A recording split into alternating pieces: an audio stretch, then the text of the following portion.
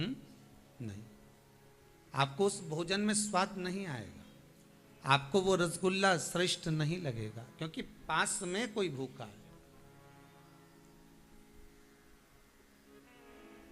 और यदि आपके पास में कुछ भोजन का पदार्थ है, कुछ ज़्यादा रखा है, तो आप उसको भी दे दोगे, लो तुम भी खा लो। तुम्हारे खाने से आपका भी पेट भराएगा और हमारा मन भराएगा। हम खाएंगे, मना नहीं, पर पेट आपका भी भरा जाएगा। आप भी लीजिए, थोड़ा सा पा लीजिए, इसके पाने से सुख की अनुभूति आपको होगी।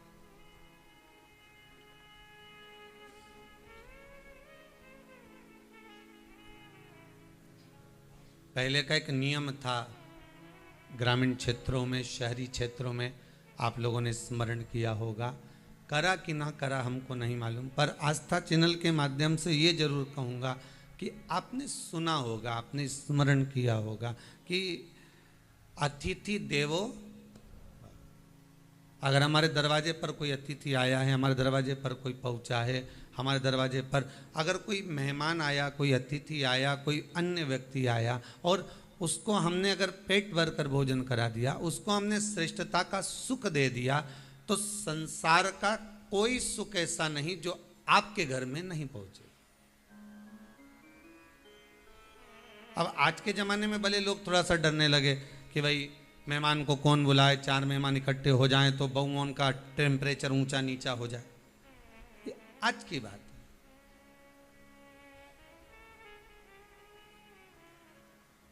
पर प्रथम का जो सुख है, सारे पुराणों को अगर आप उठाकर देखेंगे तो अतिथि देवो भव। जो अतिथि हमारे यहाँ आ रहा है, जो भले पड़ोसन 50 बार आ रही है, भले नातेदार, रिश्तेदार, कुटुंब, कबीले, हमारे दरवाजे पर अगर किसी का पांव पड़ा है तो वो आपका अतिथि है, भले पड़ोसन 25 बार क्यों ना, वो आपका अतिथि। और उस अतिथि को भोजन करा देना, उस अतिथि का सम्मान कर देना, उस अतिथि का आदर कर देना, क्या मिलेगा उससे, क्या प्राप्त होगा? शिव महापुराण की कथा कहती है, ऐसा कोई पदार्थ नहीं, ऐसी कोई वस्तु नहीं जो किसी के आदर करने के बाद आपको प्राप्त ना होती। अतिथि देवो भव का मतलब केवल बोलने से मतलब नहीं है। देव भव मतलब अतिथि देवता है। देवता है मतलब इसका मतलब क्या है कि अगर आपने इसको कुछ दिया है, इसको अगर कुछ किया है, इसके लिए कुछ प्रदान किया है, तो उसका सुख आपके खाते में जुड़ गया। आपने जैसा दिया वैसा उसको मिलेगा, वैसा आपको प्राप्त होगा।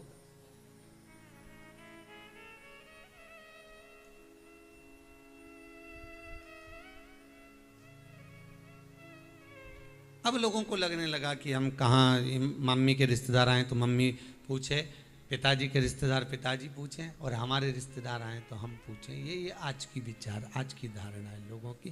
पर पहले ऐसा नहीं था। अगर किसी के भी मेहमान आए हैं, किसी के भी अतिथि आए हैं, तो उसका आदर होता था, उसका सम्मान होता था, उसका सत्कार होता था, उसका आदर किया जाता था, क्योंकि उनको करने से उस फल की प्राप्ति हमारे पास भी हो।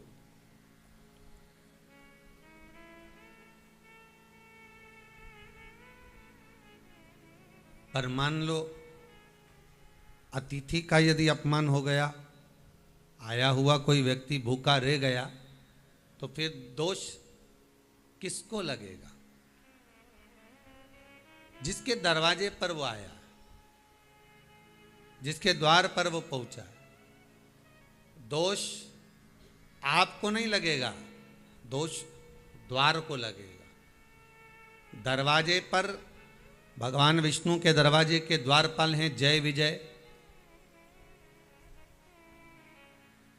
भगवान शिव के भी दरवाजे के द्वारपाल वीरभद्र आदिकादिक है, माता लक्ष्मी के दरवाजे के द्वारपाल भी हैं, माँ आद्यशक्ति जगदम्बा के दरवाजे के द्वारपाल भी हैं, राधा रानी के दरवाजे के भी द्वारपाल हैं, भगवान कृष्ण के दरवाजे के भी द्वारपाल हैं। तो द्वारपाल का मतलब ये नहीं होता कि तुमने किसी को पैसा देके दरवाजे पे खड़ा कर दिया हो कि यहाँ खड़े रहना दोनों, 5,000 रुपये महीना तुमको देंगे, 5 इधर वाले को, 5,000 इसको देंगे, और ऐसा तलवार लेकर डंडा लेकर खड़े रहना हो, बंदूक लेकर। तो इसका मतलब केवल ये नहीं होता कि तुमने द्वारपाल खड़ा कर दिया तो द्वारपाल। द्वारपाल का मतलब अच्छे से समझना कि द्वारपाल किसको कहा गया। द्वारपाल तुम किसी को पैसा देकर खड़ा करो वो द्वारपाल नहीं है, किसी को धन देकर खड़ा करो वो द्वारपाल नहीं है। द्वारपाल का मतलब ये होता है कि जिस दरवाजे से आप प्रवेश करे हैं उस दरवाजे पर जो 2 फाटक होते हैं, उस दरवाजे पर जो 2 चौखटें होती हैं, उस चौखट के भाग को ही द्वारपाल कह दिया गया। और वहां पर ऐसा कोई संसार का मानव नहीं है जिस संसार के मानव के दरवाजे पर कोई ना कोई द्वारपाल ना हो। प्रत्येक मनुष्य के घर पर अगर चौखट लगी है तो चौखट पर द्वारपाल हैं। ये जो पत्थर की जो चौखट होती है ना, ध्यान दीजिएगा, बहुत थोड़ा सा लगेगा लोगों को कि महाराज जी आप बोल रहे हैं, पर वास्तुशास्त्र के अनुसार अगर आप अच्छे से वास्तुशास्त्र को पढ़ेंगे, निकालेंगे, उसका स्मरण करेंगे तो आपको ज्ञात होगा कि लकड़ी की जो चौखट होती है उसमें द्वारपाल का महत्व होता है। पत्थर की पेलरिंग कराकर जो चौखट तैयार करी जाती है उसमें द्वारपाल का भाव समाप्त हो जाता है। इसका थोड़ा सा ध्यान रखना चाहिए कि आपका मुख्य दरवाजा, आपका मेन दरवाजा, आपका जो द्वार है उस द्वार पर आप कुछ भी कर इसलिए आज के ज़माने में कह दिया जाता है कि आप एक काम करो कि अगर मान लो आपने लकड़ी का चौखट नहीं लगाया है, लकड़ी की चौखट नहीं तैयार करी है, तो कह देते हैं कि इसमें यहाँ पर बंदरवाल बांध दी जाए, पत्ते बांध दिए जाए। बंदरवाल बांधने का महत्व ही यही है कि आप उस लकड़ी की चौखट को जब लगा देते हैं तो उस पर द्वारपाल आकर विराजमान हो जाते। अब कौन द्वारपाल?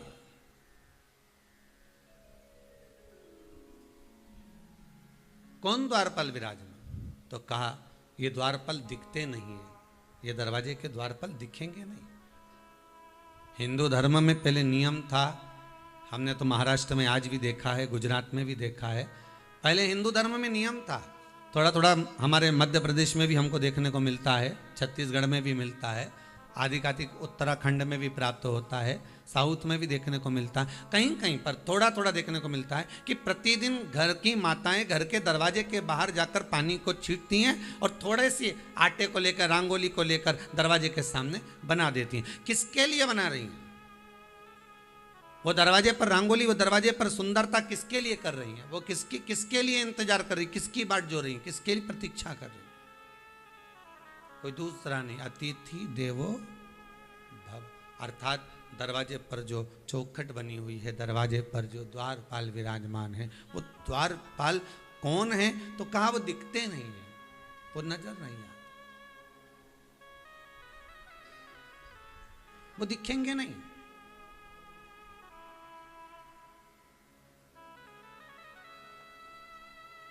वो केवल आपके द्वार पर खड़े होकर तुम्हारे दरवाजे पर से अगर कोई भूखा जा रहा है तो वो द्वारपाल उसका दोष देते हैं।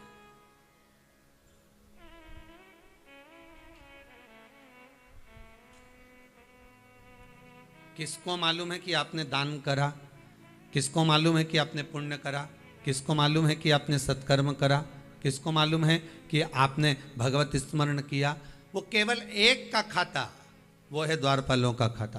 क्योंकि दरवाजे पर कोई आया और आपने उठाकर कुछ दिया तो दरवाजे के द्वारपालों ने वो देख लिया। दरवाजा उसकी साक्षी है, द्वार उसकी साक्षी है कि इन्होंने कुछ दिया है, इन्होंने कुछ प्रदान किया। जब कोई व्यक्ति मरता है, अभी ये कोरोना महामारी के अंतर्गत मरे तो घर तो नहीं लाए, डायरेक्ट ले गए, वो तो एक अलग बात हो गई, उसको छोड़ दो। पर अगर आप अंदाजा लगा कर देखेंगे तो जब कोई व्यक्ति मरता है तो मरने वाले व्यक्ति को भले एक्सीडेंट से मरा हो, सुसाइड करा हो, कुछ भी करा हो, अपनी मौत से मरा हो, मृत्यु आदि से, जब वो मर गया किसी कारणवश तो उसको सबसे पहले घर पर लेकर आया जाता है।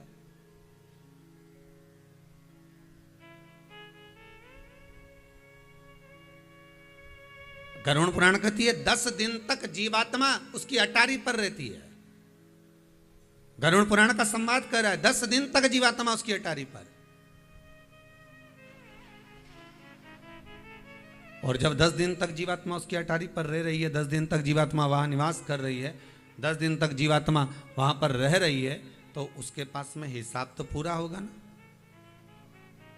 उस दरवाजे पर से, उस द्वार पर से उस बॉडी को, उस शरीर को जो मर गया है, देवलोक गमन जो कर गया है, स्वर्ग चले गया, वैकुंठवास जिसका हो गया, उसको दरवाजे से लेकर जाया जाता है। क्यों? क्योंकि इस द्वार पर के, द्वार के जो द्वारपाल हैं, वो उसका हिसाब, उसका चिट्ठा उसके साथ भेजते हैं कि इतना इसने दान किया, इतना इसने पुण्य करा, इतना इसने सत्कर्म करा, इतना इसने स्मरण किया है, दान किया है, पुण्य करा है, सत्कर्म करा है, भजन किया है, कीर्तन किया है, नाम जाप किया है। ये उसके अंतर्गत उसको बता देते हैं कि इसने इतना किया है।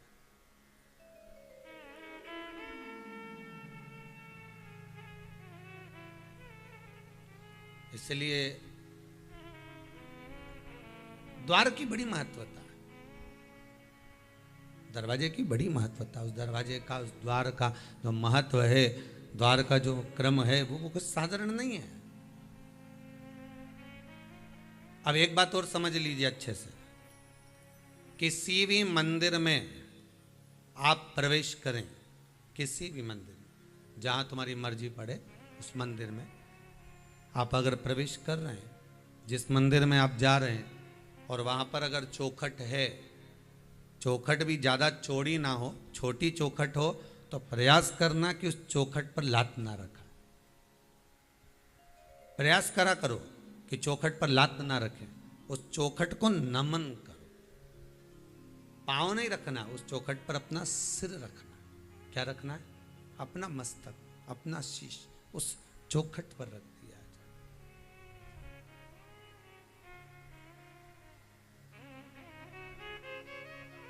वो कहे ना, तेरी चौखट पे ओ भोले बाबा, सिर हमारा झुकाई रहेगा, जब तलक तुम नहीं दोगे दर्शन, सिर हमारा झुकाई रहेगा। आप जो चौखट है उसको लांघने का प्रयास करा करो कि हमको उसको लांघना है। चौखट पर चरण रखने की जगह, चौखट पर पांव रखने की जगह प्रयास करा करो कि इस चौखट पर हमारा शीश रखा है। क्यों? उसका क्या कारण है? क्या कारण हो सकता है?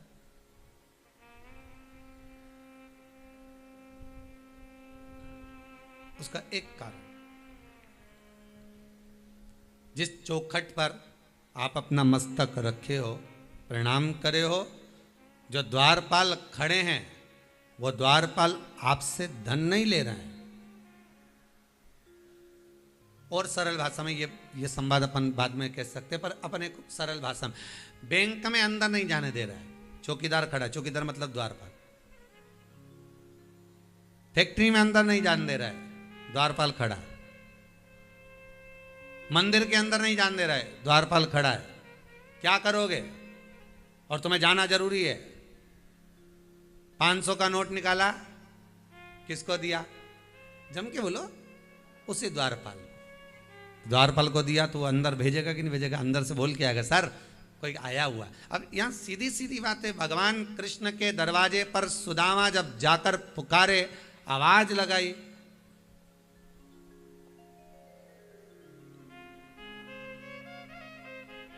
चौखट पर पहुंचकर आवाज लगाई। वो एक भजन की लाइन गाते ना कि अरे द्वार पालो कन्हैया से कह दो कि दर पे सुदामा गरीब गया।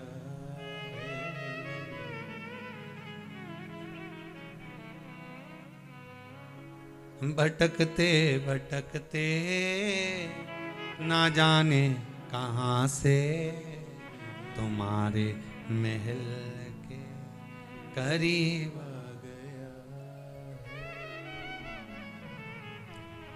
आप द्वारपाल से क्या कह रहे हैं?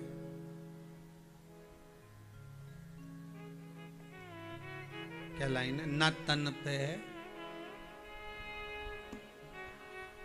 न तन में पगड़ी न धन पे है जामा, बता दो कन्हैया को नाम है सुदामा। द्वारपाल गया था अंदर। अरे बोलो तो, तुम कैसे भी कपड़े पहनकर किसी द्वारपाल से जाकर कह दो कि भाई हम तो बहुत गरीब है, हम बहुत तकलीफ में हैं, तुम अंदर जरा जाकर मंत्री जी से कह तो दो, तो द्वारपाल जाएगा? एक बार फिर से गाओ।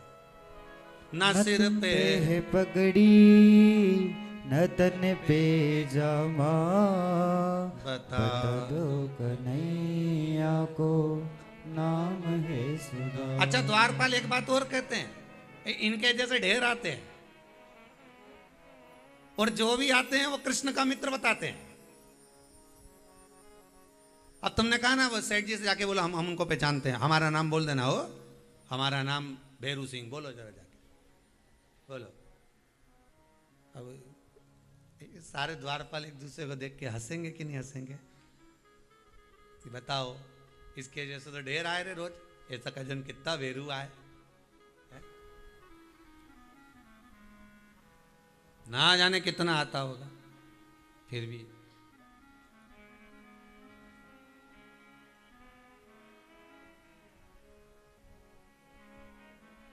अब कहा न तन पे जामा है न सिर पे पगड़ी है, कुछ भी नहीं है हमारे पास। तो द्वारपाल उतने में समझ गया ये तो खुद मांगने आया है। अंदर जाने देगा तुमको कि सेठ जी से कहो हमारा नाम ये है, भले भेरू नाम हो तुम्हारा तो कौन पहचानेगा? हाँ, एक कथा के माध्यम से जरूर पहचान जाएगा कि भेरू बोलते तो मतलब सियोर वाला महाराज का पहचान वाला है, पर बाकी के तो कोई पहचाने क्या कि ये आया है, इसको कोई पहचान, तो कोई नहीं पहचाने। अब द्वारपाल से तुम जाकर कहो तो कहो कि हमारे को कुछ भी नहीं है साहब, मैं बहुत तकलीफ में हूं, मुझे सेठ जी से मिलवा दो, कौन मिलने देगा? कोई नहीं, कोई नहीं मिलने देगा। फिर बहुत से संवाद, बहुत कुछ कहा, बहुत कुछ। तब आखिरी में जैसे सुदामा जी ने द्वारपाल को कहा था, ये मत सोचना कि मैं कृष्ण से कुछ लेने आया हूं, वो तो उनकी कुछ वस्तु मेरे पास में है, देने आया हूं।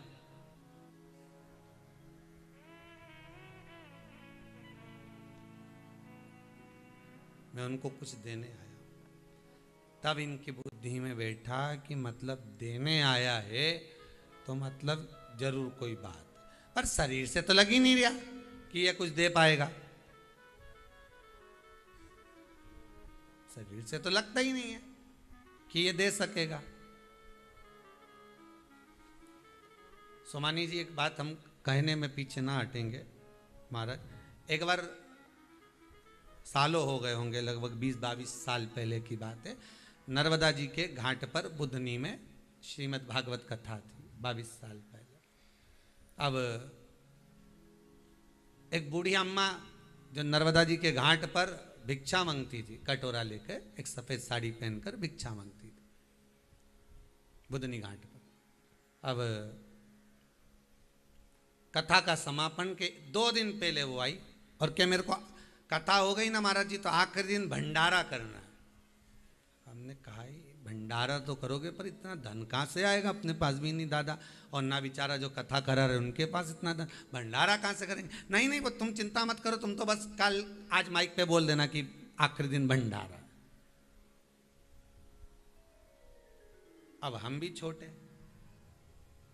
अब बुढ़िया के कहने में आ गए, बोल दिया माइक से भंडारा आखिरी दिन।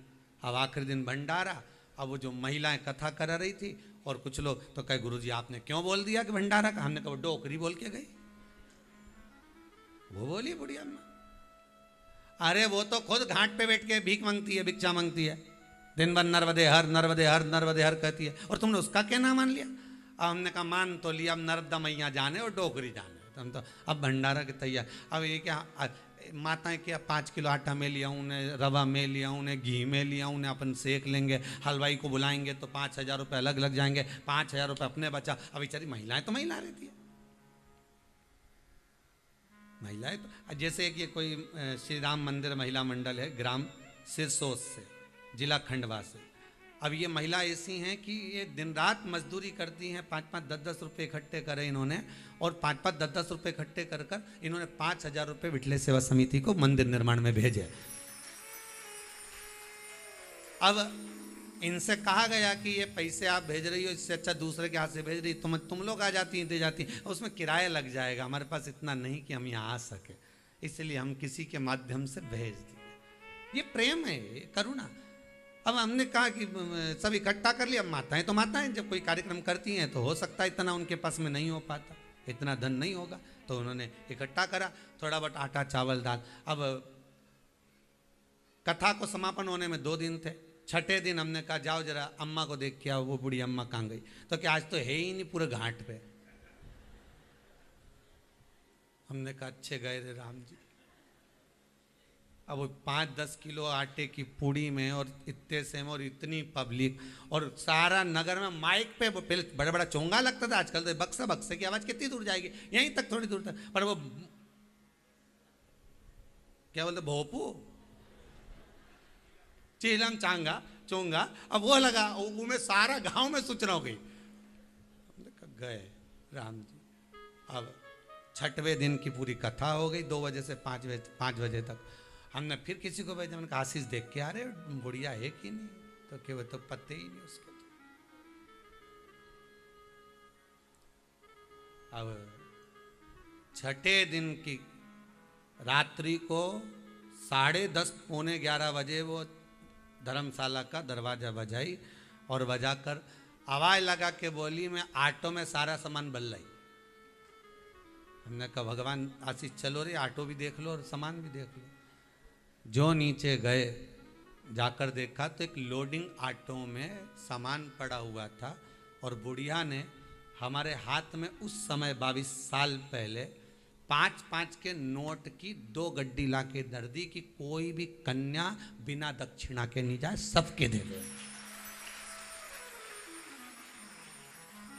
अब हमने पूछा तो तुम्हें यहाँ कहाँ से लेके आई, तो क्या होशंगाबाद गई थी ना लेने के लिए। अच्छा, तो यहाँ छोड़ने कौन आया? बैंक वाले आए। बैंक वाले यहाँ छोड़ने आए? हाँ।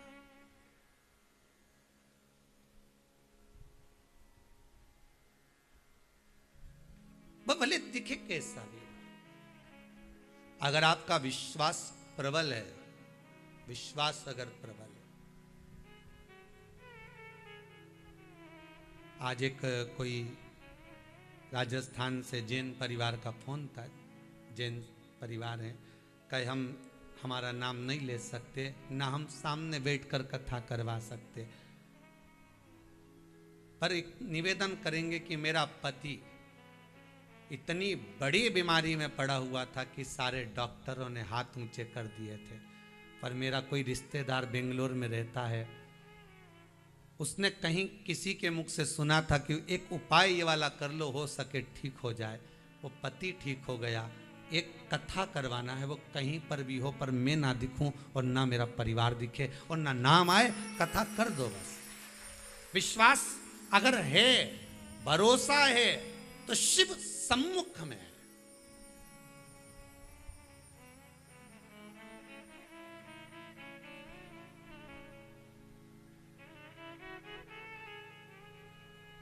खुशियां घर के अंदर दरवाजे से प्रवेश करती है साहब, और उस दरवाजे को खुशी देने वाला कोई दूसरा नहीं होता, वो आप हो। ना सियोर वाला महाराज होगा, ना संसार का कोई महाराज होगा, वो खुशियां देने वाले आप हो गए। आपने अगर अपने दरवाजे से खुशियां दी है तो संसार का कोई मानव नहीं जो आपकी खुशियों को रोक सके। आप एक कटोरी चावल का दान देते हो, 1 बोरी चावल मेरा देव अधिदेव महादेव आपके घर में भेज देता है। खुशियां आप दे सकते, दूसरा नहीं देगा। दरवाजे पर खड़े हुए द्वारपालों को आज द्वारपाल भी सोच रहे हैं कैसा स्वरूप है, ये कोई स्वरूप है अंदर प्रवेश करने का। फिर भी उन्होंने कहा हमारे पास में कुछ है देने के लिए। तो उन्होंने पूछ लिया क्या है तुम्हारे पास देने के लिए। तो उन्होंने पोटली दिखा दी, ये देखो सामान रखा। तो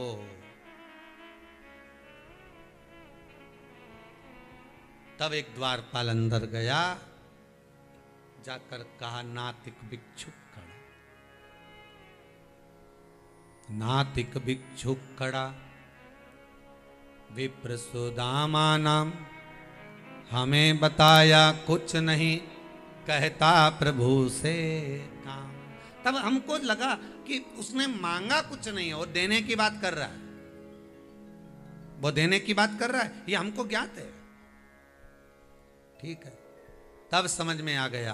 तो आप किसी बैंक में, किसी ऑफिस में, किसी जगह पर जा रहे हो, दरवाजे पर द्वारपाल है, दरवाजे पर कोई चौकीदार खड़ा हुआ है, आप उससे कहोगे, गिड़गिड़ा कर कहोगे कि मेरा ये कपड़े फटे हुए हैं, मेरे पास कुछ भी नहीं है देने के लिए, मैं बहुत गरीब हूं, तो द्वारपाल अंदर जाने देगा?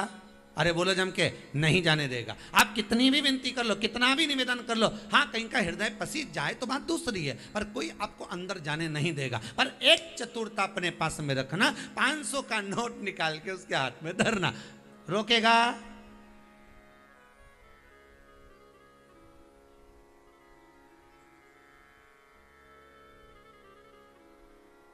अरे रिश्वत तो यहां भी चलती है, तो रिश्वत वहां भी चलती है, बस अंतर है, यहां 500 और 2000 की चलती है, वहां 108 मनके की चलती है, बस अंतर इतना है।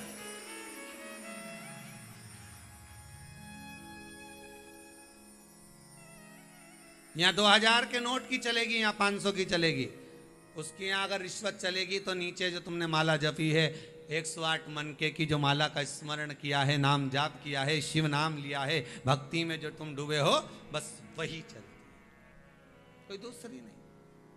एक बात हमने पहले कथा में कहा था, वो छत्तीसगढ़ में कथा थी, जब कहा था कि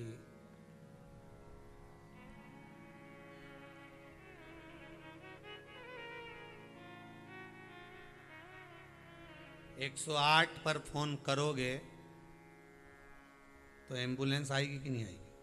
अरे बोलो तो जम के, आए ना। जब 108 पर फोन किया तो एम्बुलेंस आ गई, 108 पर फोन करा तो डॉक्टर आ गए गाड़ी लेकर। तो 108 के मनके की माला जपोगे तो वो नारायण आएगा कि नहीं आएगा? उसको भी तो मालूम है कि ये बुला रहा है तो मुझे जाना पड़ेगा।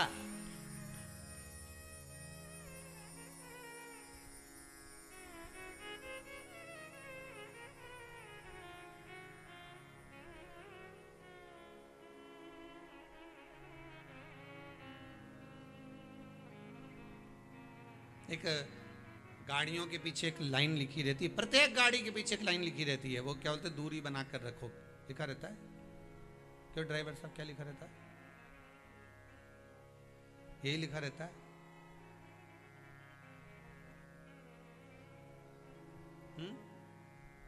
क्या लिखा रहता है? कृपया दूरी बनाए रखें। ये केवल गाड़ी की दूरी से मतलब नहीं है,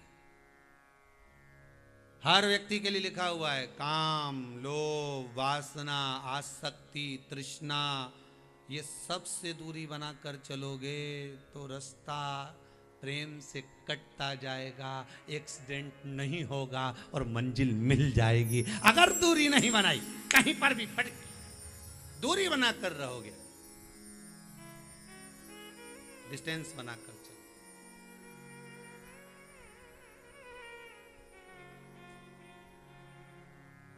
थोड़ी सी दूरी बनाकर अगर आप चल रहे हो, क्यों ना होगा? काम, लोभ, आसक्ति, वासना, तृष्णा, ये सब दूरी बनाने के लिए ही है।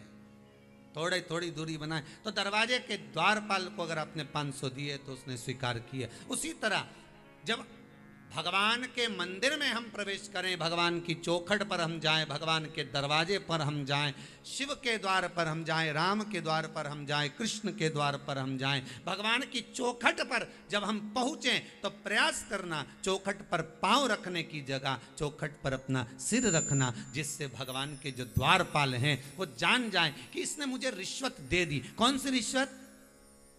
अपने मस्तक को नीचे झुका। ये बहुत भरा हुआ घड़ा है। कौन? अरे बोलो तो।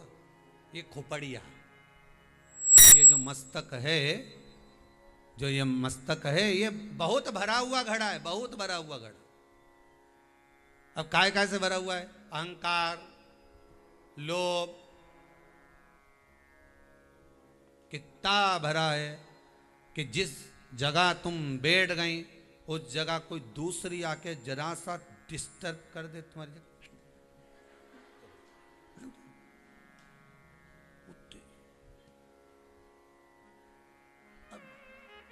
अब वो इतनी जगह में से घुस के आ तो गई, अब आ गई है तो अब इसको कहाँ भेज, तो थोड़ी चलो सरक जा, कोई बात नहीं, आ गई ना तू, और बड़बड़ मत करना। आ गए ना, बस बहुत है। अब उसमें भी 3 घंटे की कथा, वो में ऐसी बैठी पुतली बाई बन गई। भगवान भी सोच रहा भगवान कहाँ, अब वो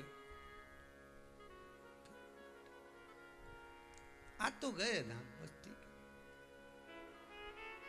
उसके द्वार पर पहुंचने के बाद ये मस्तक, ये बहुत भरा हुआ घड़ा, इसमें अहंकार सबसे ज्यादा भरा हुआ है, इसमें लोभ भरा हुआ है, इसमें तृष्णा भरी हुई है, इसमें आसक्ति भरी हुई है, इसमें इतना मोह भरा हुआ है कि ये खाली होने को तैयार है। और ये भरा हुआ घड़ा भगवान के मंदिर में जब प्रवेश करो, पांव चौखट पर मत रखो, चौखट पर ये शीश भगवान के रख दो।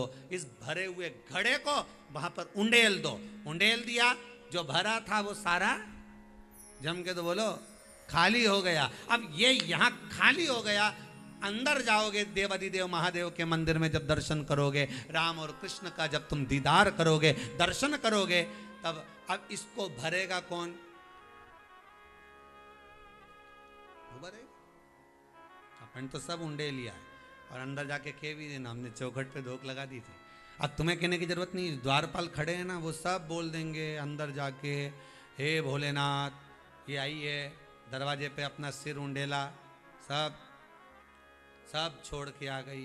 अंदर आके एकदम क्लीन, पूरा हंडा खाली है पूरा। अब बाबा कृपा कर। अब ये द्वारपाल का, आजकल जो डॉक्टर है ना बड़े वीआईपी हैं, जितने डॉक्टर है ना बड़े, ये इनके जो असिस्टेंट है ना एक साथ में बैठा रहता है। डॉक्टर तो अपना काम करता रहता है, पर कोई मरीज आए ना तो पहले असिस्टेंट पूछता क्या हो गया, फिर वो कॉपी पे सब लिखता जा। भैरू का पेट दुखे, सब लिखे।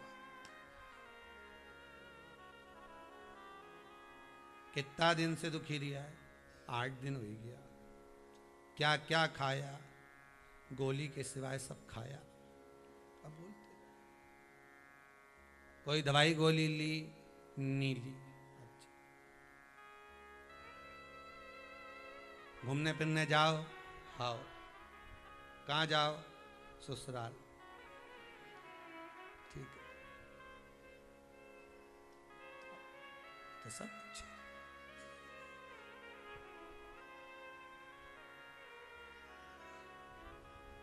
और कोई एक्स्ट्रा सामान खाया, लोग ही हमारा खा गए। हमने एक प्लाट लिया था, उस पर कब्जा कर लिया। डॉक्टर का असिस्टेंट पूछ रहा है, ये पेट की बात चल रही है, जमीन की नहीं। अब उसने सब पूछ लिया और डॉक्टर साहब आए, कुर्सी पे बैठे, हाँ जी। फिर ये मरीज नहीं बोलेगा, असिस्टेंट बोलेगा, साहब इनका पेट दुख है और ये कहीं घूमने नहीं जाए, बस ससुराल गया और ऐसा गया और पेट दुख है, इन्हें कहीं नहीं खाया, इन्हीं का सबने खाया। बस सब बात बताई इन्हें पूरी पूरी। ठीक है, ये टेबलेट लिख दी है, ये लिख दिया है, ये खा ले। अब मरीज तो बेचारा सोच के पड़ा, इतना बड़ा डॉक्टर का नाम सुना था और कह रहे थे डॉक्टर साहब से मिलना है। अब डॉक्टर साहब तो बात ही नहीं करे, मुनि में कर लिया सारा बात। ठीक,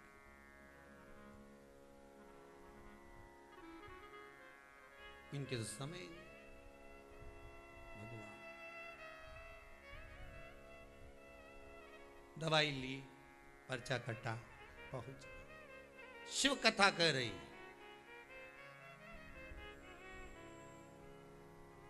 इस मस्तिष्क को, इस घड़े को भगवान की चौखट पर उंडेल देना, अंदर जाएगा, भरने की जवाबदारी उसकी है। वो कितना भरता है, कैसा भरता है, क्या क्या देता है, ये जवाबदारी उसकी है।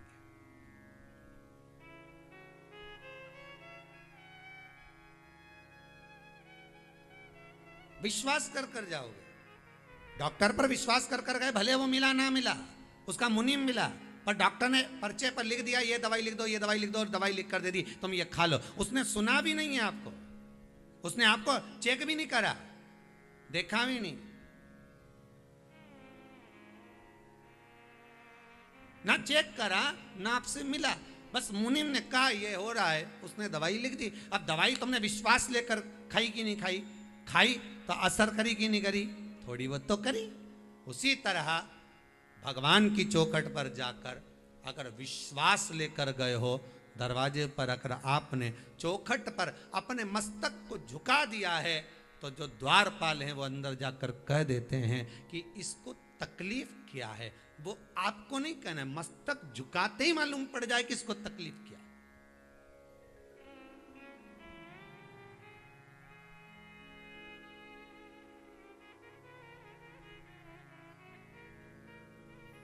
एक कितना सा बच्चा 5 महीने का, 5-6 महीने का बच्चा रोए जाए रोए जाए रोए जाए, तो वो मुंह से बोले कि मम्मी हमारा पेट दुखी रहा है। अरे बोलो तो, बोले क्या कि मम्मी मेरा सिर दुख रहा है। छोटा सा बच्चा 5 महीने का, पर जब रोता है तो माँ समझ जाती है इसको तकलीफ क्या है, इसको कष्ट क्या है। गुरु के आगे, माता पिता के आगे, परमात्मा के आगे, घर के बुजुर्ग के आगे जाकर रोने की जरूरत नहीं। तुम बस पहुंच जाओ, आपका चेहरा पढ़कर बता देगा कि इसको तकलीफ क्या है, इसको क्या चाहिए। जा बस बाबा से विनती कर, निवेदन कर, कुबेरेश्वर महादेव से विनय कर कि बाबा तेरी धरती पर आई हूं, तो उससे प्रार्थना करती हूं। मैंने सुना है कि 3 महीने में यहां जो आता है वो वापिस आता है तेरे दरबार में, बस वो विश्वास लेकर आई हूं, मेरा हो जाए काम, मैं वापिस आ जाऊं। यह एक विश्वास वाली बात, ये भरोसा, ये दृढ़ता।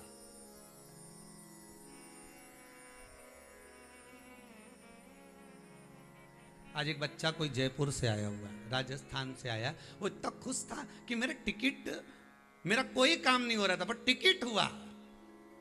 कहीं बैठा हो तो जरा देखना, वो बच्चा, वो बालक, मेरा टिकट, वो आया हुआ, केवल मेरा टिकट हुआ। मैं कहूंगा उसको माइक देना जरा सा।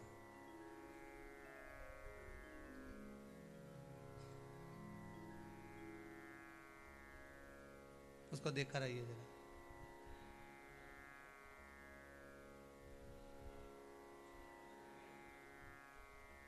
वो कह रहा था मेरा केवल टिकट हुआ है आने का, और बाबा ने ऐसे ऐसे कर दिया कि नमः शिवाय, इधर खड़े हो जाओ दीवार के पास। जी कहाँ से आए आप?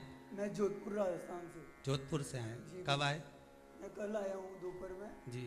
और जब निकलने के लिए टिकट बना मेरा, पहले कोई काम नहीं हो रहे थे और टिकट बनते ही ऐसा काम शुरू हो गया, सारे काम मतलब अपना फ़ोन पे फ़ोन, 10 लोगों के कॉल आ रहे हैं, जैसे बाबा ने मेरे को सेल पे लगा दिया हो वैसी भीड़ लग गई है। बाबा की कृपा, धन्यवाद बोलते, धन्यवाद।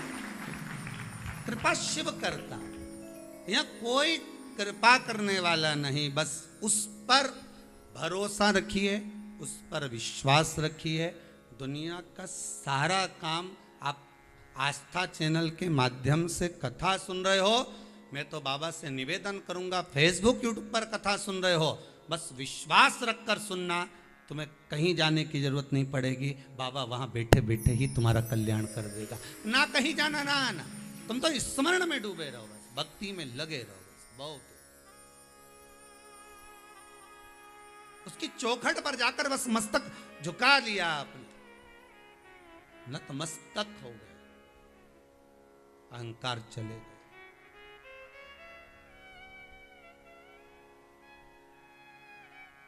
सोमानी जी, लाठी जी, श्री जी बाबा के अगर आपने दर्शन करें, नाथद्वारा वाले श्रीनाथ जी के दर्शन, जितने आस्था चैनल पर कथा सुन रहे हो, आपने श्रीनाथ जी के दर्शन करे होंगे, श्री जी बाबा के, नाथद्वारा वाले मेरे ठाकुर के दर्शन करे होंगे। उनके नाक पर एक मोर जैसा होता है, जिसको कहते हैं नक बेसर। नाक पर मोती लटकता रहता है नाक के ऊपर से, उसको कहते हैं नक बेसर। नक बेसर का मतलब क्या होता है?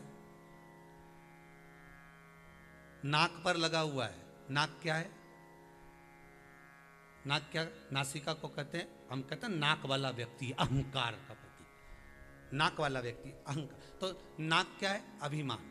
और बेसर मतलब जिसका अभिमान समाप्त हो गया, जो बेसर हो गया, वही भगवान के इस नासिका तक पहुंच पाया है, भगवान के करीब पहुंच पाया।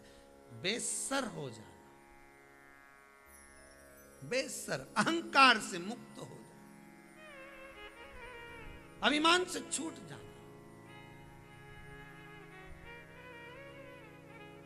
और जिस समय हमारा अभिमान, हमारा अहंकार समाप्त हो जाए, तो निवेदन केवल इतना कि भगवान की चौखट, भगवान का द्वार, भगवान के दरवाजे पर आप किसी भी मंदिर में जाए, आप जिस शहर में कथा सुन रहे हो, जिस गांव में सुन रहे हो, जिस खेड़े में सुन रहे हो, जिस नगर में, जिस सोसाइटी में, जिस घर में बैठकर आप कथा सुन रहे हो, आप किसी भी मंदिर में अगर जाएं तो ये विश्वास लेकर जाना कि मुझे मंदिर के द्वार पर शीश नवाना है, पांव नहीं रखना है उस चौखट पर, जिस चौखट पर द्वारपाल, उनको कहने की जरूरत नहीं पड़ेगी, वो स्वतः। घर के बुजुर्ग को कहना नहीं पड़ता, घर के माता पिता को कहना नहीं पड़ता, गुरु के सामने कहना नहीं पड़ता, परमात्मा के दरवाजे पर जाकर कहना नहीं पड़ता कि मुझे ये दीजिए। आप तो उसके सम्मुख में पहुंच जाओ, बस अहंकार को उंडेल कर, छोड़कर, अभिमान को छोड़कर जब उसके द्वार पर जाओगे, देना उसका फर्ज है। वो क्या देता है, कितना देता है, किस तरह से देता है, कहना नहीं है। 3 माताएं गांव की कुएं पे से पानी भर रही थी, उसमें से एक माता बोली, मेरा बेटा अंग्रेजी स्कूल में पढ़ता है, ऐसा जोरदार फट फट अंग्रेजी बोलता है। आओ, दूसरी बोली, मेरा बेटा तो सीबीएसई कोर्स से पढ़ाई कर रहा है। सीबीएसई कोर्स से? हाँ। तीसरी पानी भरकर बाल्टी में कूड़ रही थी, इतने में एक बच्चा दौड़ कर आया, उसने प्रणाम करा, मां एक काम करो, तुम हंडा लेकर आ जाना, मटका, और मैं ये बाल्टी लेकर चलता। बेटा बाल्टी लेकर चला। तीसरे नंबर की मां ने कहा, मेरा बेटा सरकारी स्कूल में पढ़ता है, तुम्हारा अंग्रेजी स्कूल में पढ़ रहा है, एक सीबीएसई से पढ़ रहा है, और मेरा बेटा सरकारी स्कूल में पढ़ता है। रुपए पैसे से संस्कार प्राप्त नहीं होते बच्चों को, बच्चों को संस्कार घर से प्राप्त होते हैं। धन देकर कितने भी अच्छे स्कूल में पढ़ा लेना, बच्चों को वहां संस्कार नहीं मिलेंगे। हम स्विमिंग सिखाएंगे, तैरना,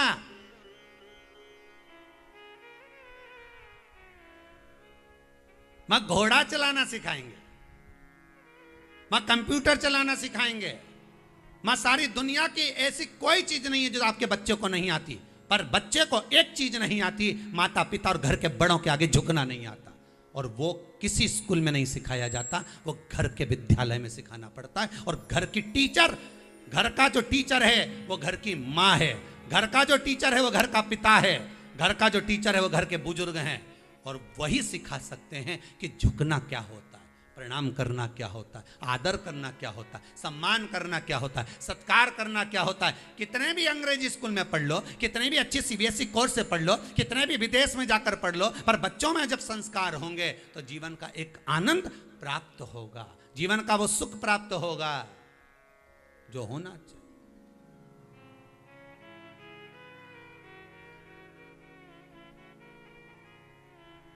बच्चे आए, दंडवत करें, प्रणाम करें,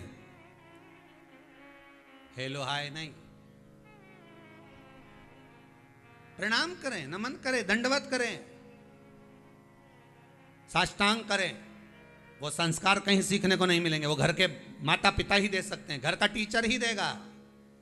कोचिंग ट्यूशन देना पड़ेगा। ये मेरा अंग्रेजी में पढ़ता है, ये सी है, और ये सरकारी, सरकारी से मतलब ये नहीं कि सरकारी स्कूल। हमारा कहना केवल इतना है कि संस्कार धन से नहीं आ सकता, संस्कार पैसे से नहीं आ सकता। संस्कार अगर प्राप्त होगा तो कुछ विवेकता घर की भी होना चाहिए, कुछ आनंद घर का भी होना चाहिए, कुछ प्रणाम घर का भी होना चाहिए। बेटा इंग्लैंड में, बेटी है न्यूयॉर्क, और ब्राइट बच्चों के लिए हुआ बुढ़ापा डार्क। और काका क्या करोगे, ये रुपया कहाँ धरोगे, क्या करोगे इस धन का, उस संपदा का क्या करोगे।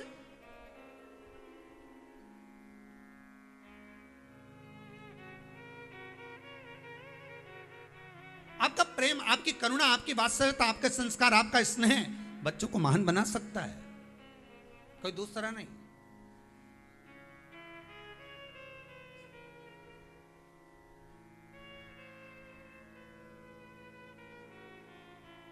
एक बहू गर्भस्थ हुई, उनके घर के लोगों ने सामने बहुत बहुत बड़े बड़े सारे जो विद्वान हैं उनके फोटो लगाए, हमको पदरावनी पे बुलाए, सबके फोटो लगाए थे कि ये स्वामी विवेकानंद जी हैं, रामकृष्ण परमहंस जी हैं, सुभाष चंद्र बोस जी हैं, ये हैं। और हमने पूछा आपका बहुत बहुत अब धन्यवाद है जो मेरे हिंदू धर्म के ये आनंद देव यहाँ विराजमान है। किसके लिए लगाएं, बहू के लिए। हमने कहा बहू कहाँ है, ऊपर है। हमने कहा उसके लिए इतने फोटो लगाएं तो हम भी चल के एक बार मिल ले, क्या जाए। गए, ऊपर जाकर देखा तो टीवी पे नाटक देख रही थी, कुमकुम भाग्य।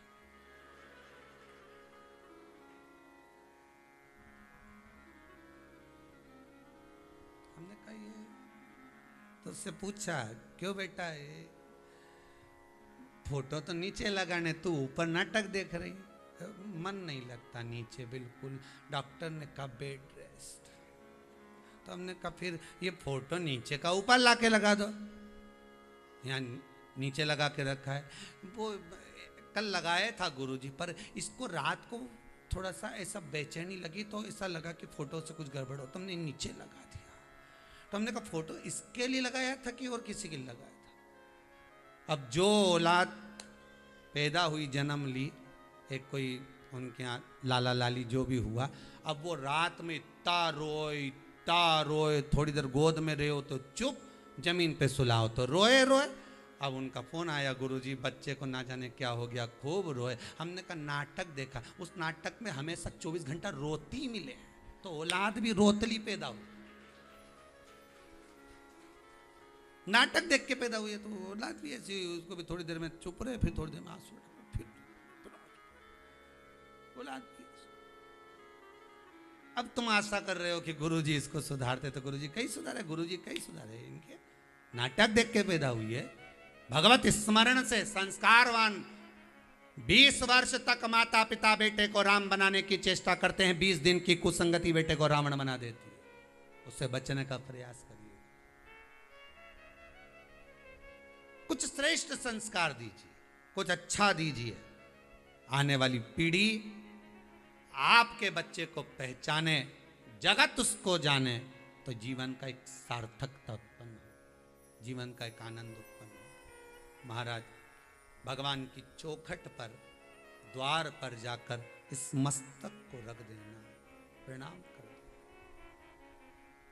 शिव की चौखट।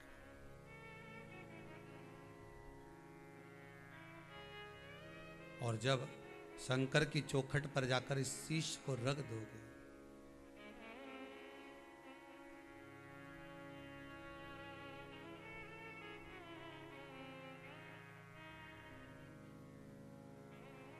तो जीवन एक आनंदित हो। जब तलक तुम नहीं दोगे दर्शन, सिर हमारा झुका ही रहेगा। भगवान की चौखट पर जाकर जब मस्तक को झुकाओगे, अहंकार, अभिमान, काम, लोभ, वासना, तृष्णा सब वहीं उंडेल दी जाएगी। अंदर जाओगे, प्रत्येक मनुष्य के दरवाजे पर भी द्वारपाल होता है, बस लकड़ी की चौखट होना चाहिए, पत्थर की नहीं। आप सारे घर की चौखट पत्थर की बनाओ, पर मेन दरवाजे पर लकड़ी अवश्य लगाओ। मेन द्वार पर लकड़ी अवश्य।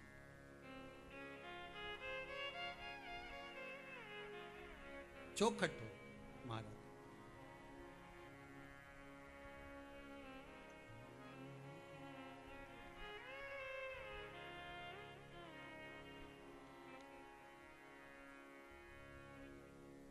ओ भोले मेरा घर काशी बना देते तो क्या होता।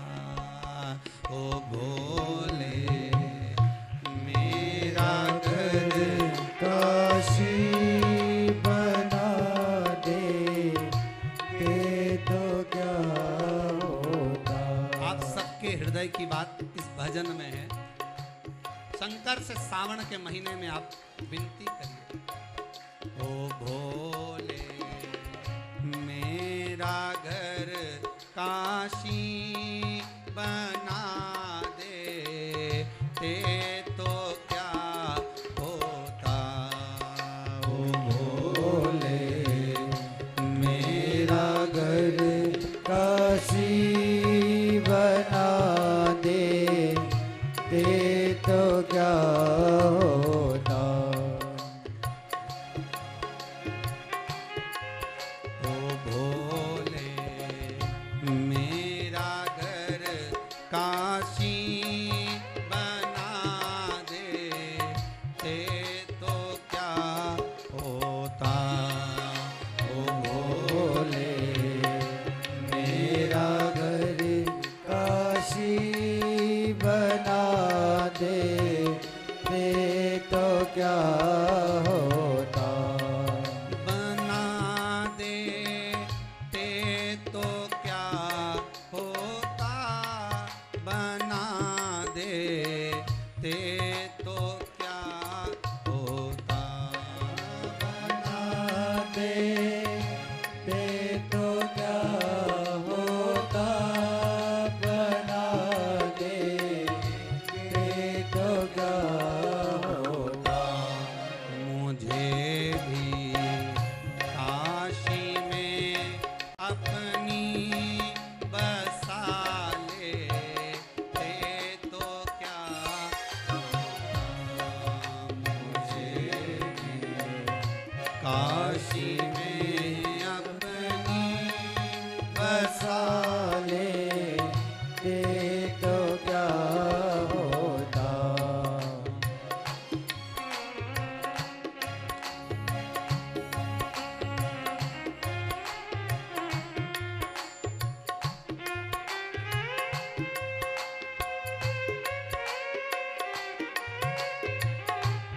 शंकर, कालदर्शी, कैलाशी, हे अविनाशी, हे शिव, हे रिटर्न बढ़ाइए रिटर्न।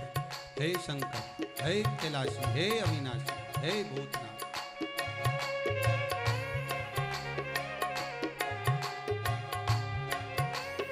केवल इसकी आवाज बढ़ाओ, उनकी तभी रहने दो। इसकी बढ़ाइए केवल। राधे आओ से।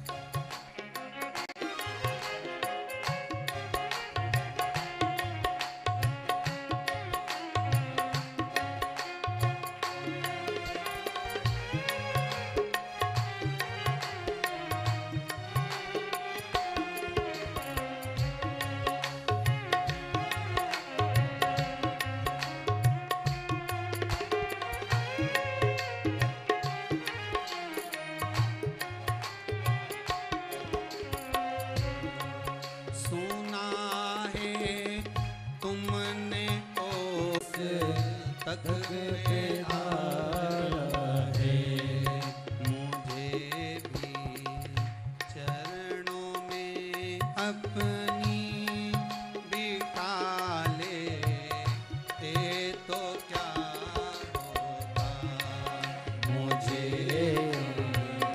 चरणों में अपने बिठा लेते तो क्या होता, बिठा लेते तो क्या होता, बिठा लेते तो क्या होता, बिठा लेते तो क्या होता, बिठा लेते तो क्या होता, मुझे भी काशी में अपनी बसा लेते तो क्या होता, मुझे भी काशी में अपनी बिठा लेते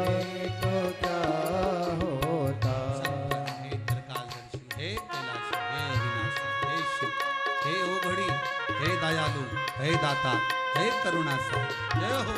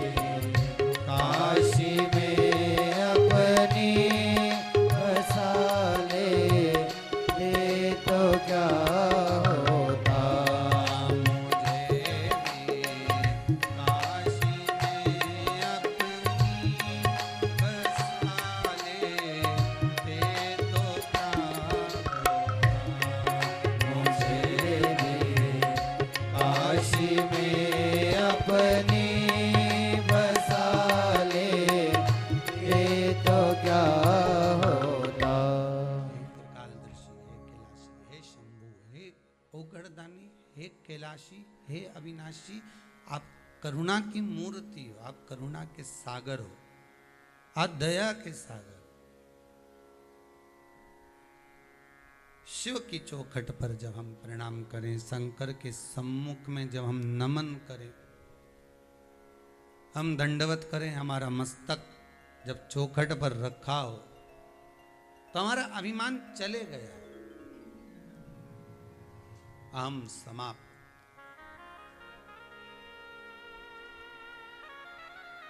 जिसके पास जो होता है वो वही देता है, इसका अंदाजा लगा कर रखिएगा। अपने जीवन में थोड़ा सा उतार कर रखिए, रिटर्न बढ़ेगा, थोड़ा सा उतार कर रखिए अपने जीवन में। तुम्हारे पास में जो होगा तुम वही दोगे, तुम्हारे पास में जो होगा आप वही दोगे।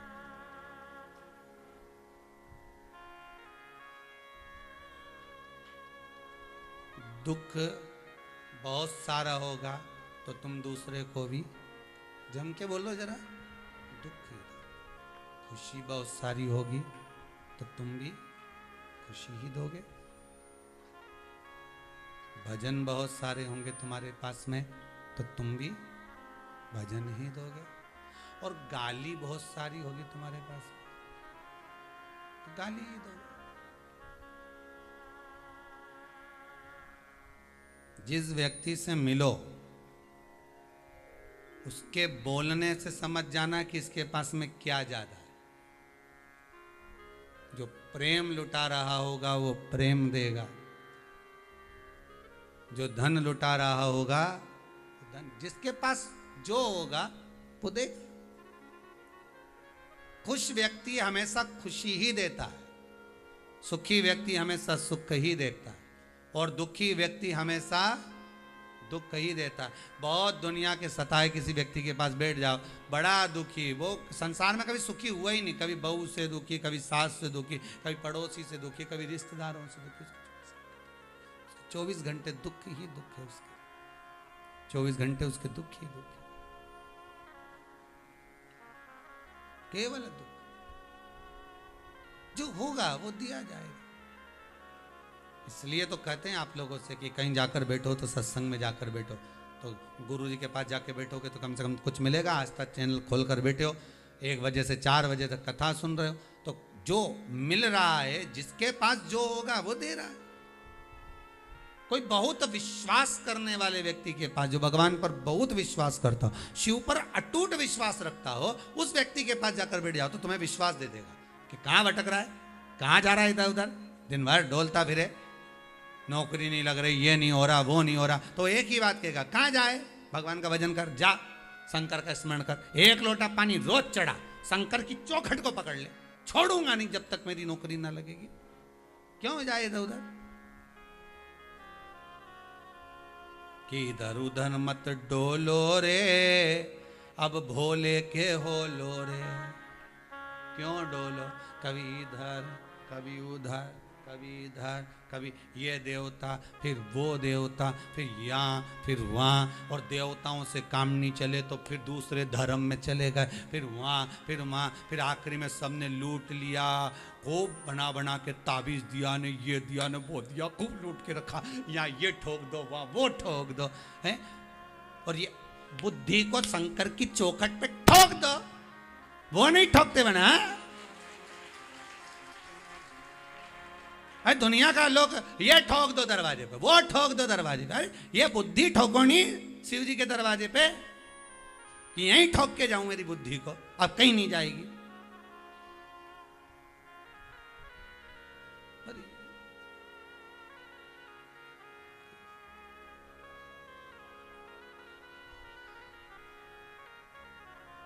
अरे डोलना छोड़ो, हर हर महादेव बोलो, क्या जाए, चित्तवृत्ति से, मन से, दिल से, मन से, आनंद से शिव के होकर दो।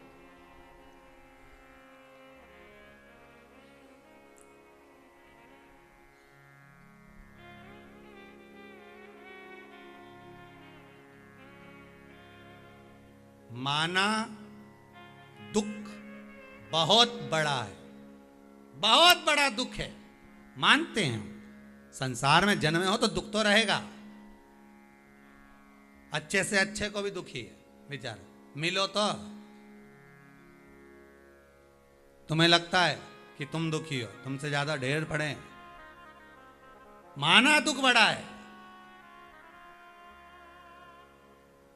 पर चिंता क्यों करे, कैलाश पे तो महादेव ही खड़ा है, टेंशन की बात नहीं। बहुत बड़ा अगर दुख भी है तो शिव तो है, विश्वास तो रखो उसके चरणों में, उसकी चरणार विंद में। जब तुम्हारा विश्वास जागृत हो जाएगा फिर क्या डोलना, फिर क्या सोचना।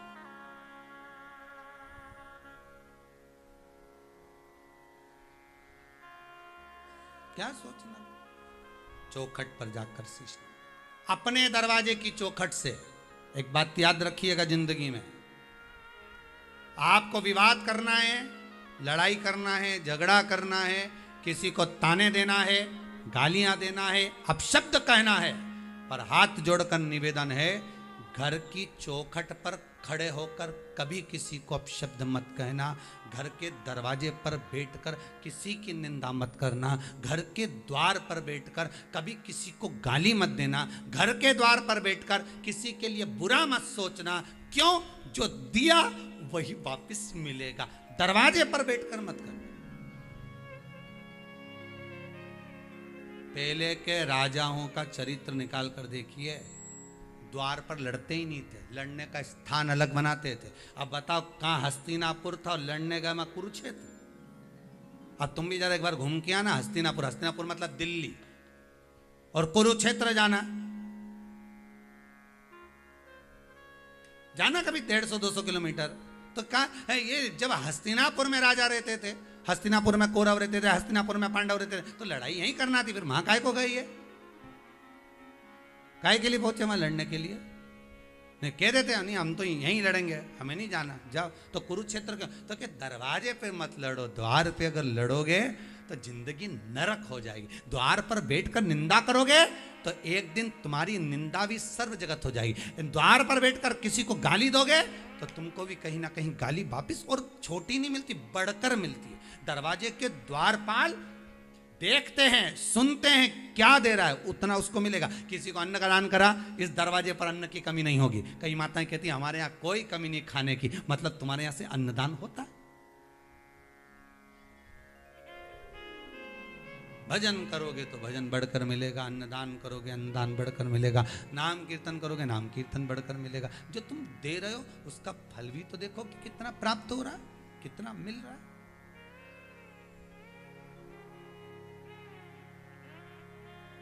उस फल को देखना है आपको, उसका स्मरण करना है आपको। दरवाजा कभी गंदा नहीं होना चाहिए, कभी नहीं। ये तुम्हारे जो बाहर के जो जूता चप्पल है ना, जो घर के अंदर आ गए, जूता चप्पल के तो तुम इतना जोरदार अलमारी में सजा सजा के रखो रे। और वो रामायण भागवत गीता कहीं से मिली? वो तो ऐसी पड़ी अलमारी के ऊपर, ऐसी। विचार करो कभी एकांत में बैठ कर के अपन कहाँ जा रहे हैं, अपनी सोच कहाँ तक जा रही है, अपने विचार कहाँ तक जा रहा है। कभी विचार करिएगा अपने मन में रखकर कि हम कहाँ तक पहुँचे। और आशा लगा के बैठे हैं कि भगवान ढेर सारा देगा, आशा लगा के बैठे हैं कि भगवान बहुत कुछ देगा। तो आशा तो तुम लगाओ, पर वो दे कैसे, विचार करिएगा, थोड़ा सा विचार करिए। उसकी चौखट पर पहुंचो, उसके दरवाजे पर पहुंचो। दरवाजे पर जाकर जब आप नमन करोगे, द्वार पर जाकर जब आप कुछ कहोगे, तब शिव स्वीकार करेगा और कहने की जरूरत भी नहीं पड़ेगी। उसके दरवाजे पर जाकर मत बोलो कि दुख है, वो तो केवल तुमने शीश नवाया, उसके दरवाजे पर जाकर उतने में समझ गया कि क्यों आया है। छोटा सा बच्चा रोए, माँ समझ जाए कि इसका पेट दुख रहा है कि क्या दुख रहा है, माता जानती है, तुरंत उसी समय घुटी घिसी पिला दी। उसको मालूम है कि इसको क्या तकलीफ है। भगवान भी ये देखता है कि तकलीफ क्या है इसकी, वो देख लिया, उसको बोलने की जरूरत नहीं।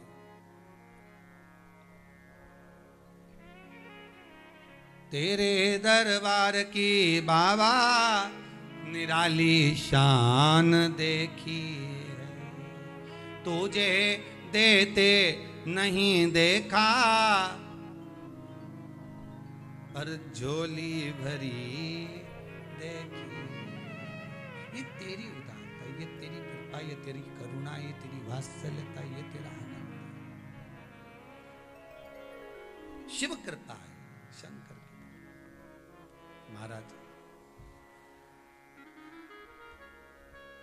द्वार पर, प्रत्येक मनुष्य के द्वार पर, दरवाजे की चौखट पर कोई ना कोई द्वारपाल है।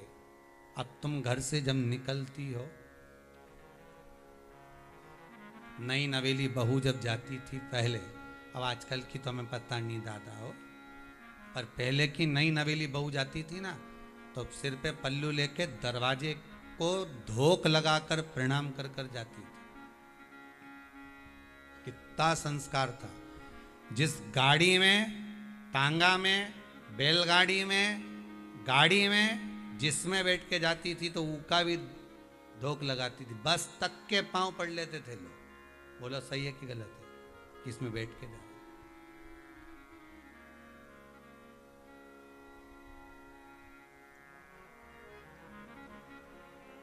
और आज का जमाना में तो ये चमड़े का नहीं, पर्स दबाए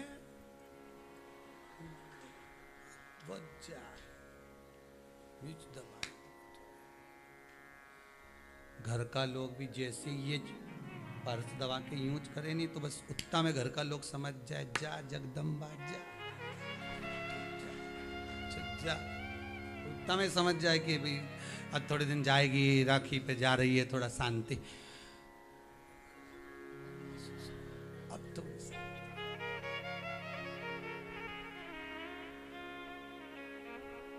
और रेलवे स्टेशन से जब वापिस आ जाए एकदम, क्या तू तो गई थी, हमारी गाड़ी चुकी गई, हमारी तो गाड़ी चुकी गई। इन सबके टेंशन हो गया, दूसरी गाड़ी का रिजर्वेशन करा, अपनी गाड़ी से छोड़िया,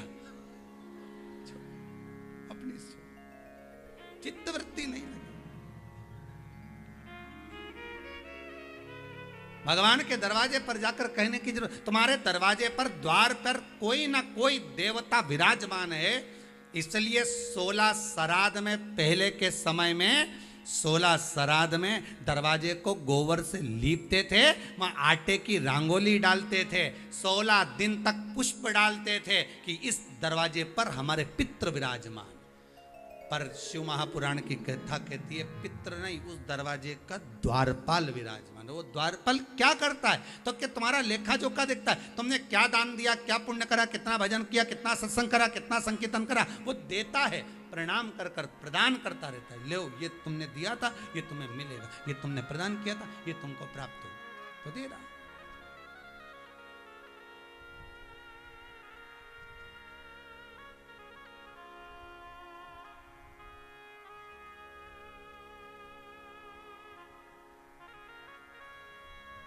लकड़ी की चौखट होना चाहिए। काय की? भले तुम पत्थर की बनाओ, मना नहीं, पर उसको कह दो भैया ई में एक लकड़ी तो तू ठोक दे, और कुछ भी कर, इसमें लकड़ी लगना जरूरी है। चौखट भले दरवाजा तुम्हारा लकड़ी का हो, पर इसमें चौखट लकड़ी की हो।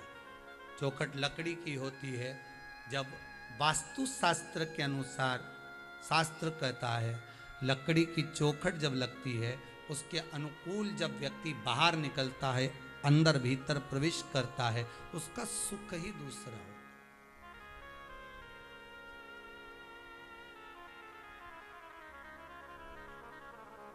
भगवान शंकर पर जो शहद चढ़ता है उसकी कथा चल रही है, ध्यान से सुन लेना हो, नहीं तो तुम सोचो आज महाराज जी शहद की कथा बांटने वाले थे। पूरी कथा वहीं जाएगी, पूरी कथा वहीं तक पहुंचेगी। चौखट से चालू हुई है, शंकर के चौखट तक पहुंचे, शिव के द्वार। लकड़ी से चालू हुई है, लकड़ी पे लगती है मधुमक्खी, मधुमक्खी के मुख से निकलता शहद, वहीं से चालू होकर वहां शहद तक पहुंचना है। बस इतना याद रख लो, शंकर की कथा।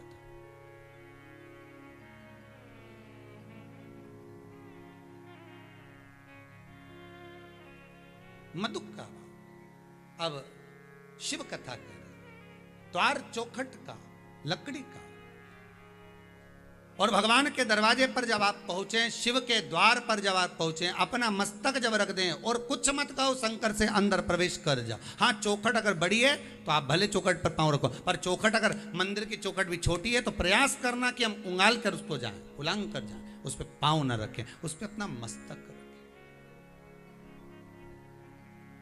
जाते समय भी शीश नवाई है और चौखट से निकलते समय भी शीश।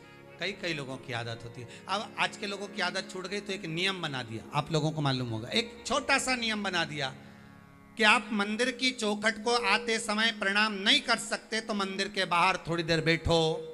ये पहले कोई नियम था क्या? नहीं, बाहर बिठा दिया कि थोड़ी देर मंदिर के बाहर सीढ़ी पर, चौकटे पर कहीं ना कहीं बैठ जाओ, भगवान के दरवाजे पर बैठो। क्यों? क्योंकि उसके द्वार पर जाकर आप जब शीश नवाओगे, प्रणाम करोगे, नमन करोगे, उससे कहोगे तो वो सुनेगा। सुनेगा कौन? जो दरवाजे पर द्वारपाल है, वो सुनेगा। सुनेगा तो शिव से कहेगा,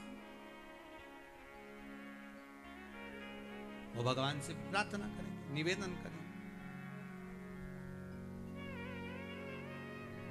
इसके द्वार पर जाना है शंभू, इसकी चौखट पर जाना है। ये आया था कहने के लिए, द्वार पर आया था, बोल कर गया। आप करुणा करने जाना, ये द्वार पर बार बार।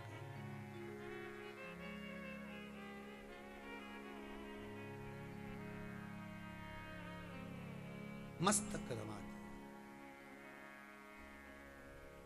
पशुपति नाथ का जो व्रत आप लोग करते हैं,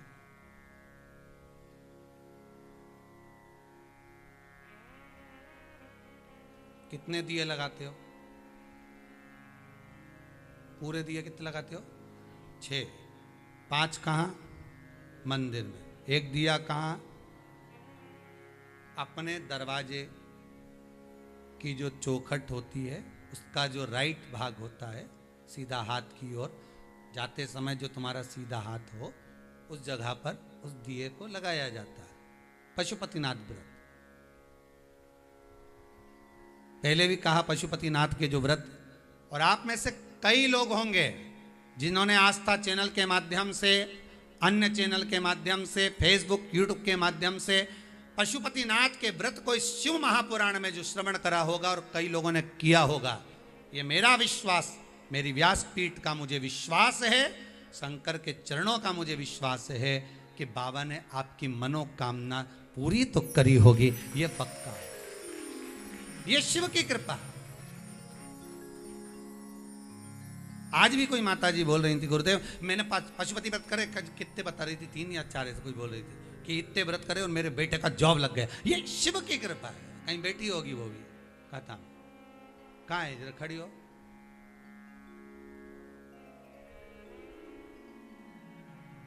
देना जरा माइक देना भाई।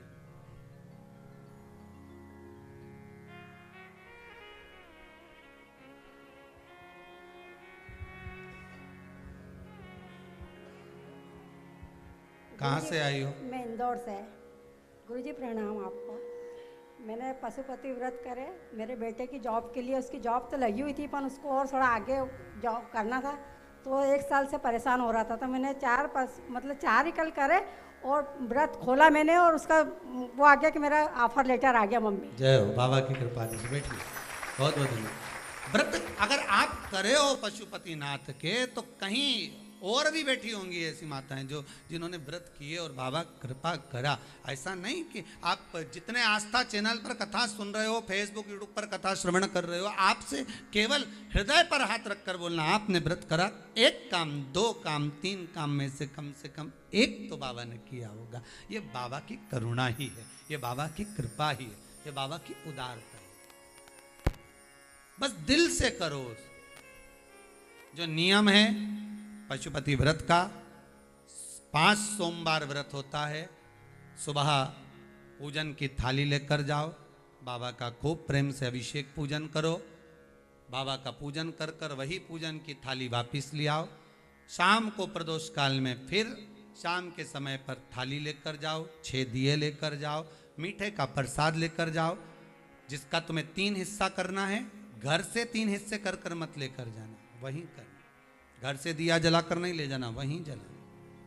शंकर भगवान का फिर पूजा अर्चना करो, बेलपत्र समर्पित करो, आराधना कर कर 5 दिए मंदिर में लगा दीजिए, जला दीजिए अपनी कामना कर कर। और जो प्रसाद लेकर गए हो मीठे का, उसके 3 हिस्से कर दीजिए, बाबा का पूजन कर दीजिए। पूजन कर कर बाबा से प्रार्थना करो, मेरी यह मनोकामना है, मैंने पशुपति व्रत उठाए हैं बाबा, करना आपको है, संभालना आपको है, कराना आपको है, और मन के मनोरथ को पूर्ण भी आपको ही करना है। बाबा से निवेदन कर कर, बाबा से विनय कर कर 5 दिए लगाकर प्रसाद के 2 हिस्से मंदिर में छोड़कर 1 हिस्सा उठा कर ले आओ, 1 दिया थाली में लेकर वापिस सजाओ। सुबह की थाली शाम तक मांजना नहीं, धोना नहीं, शाम को उसी थाली से पूजन करना है जो सुबह कर कर आए।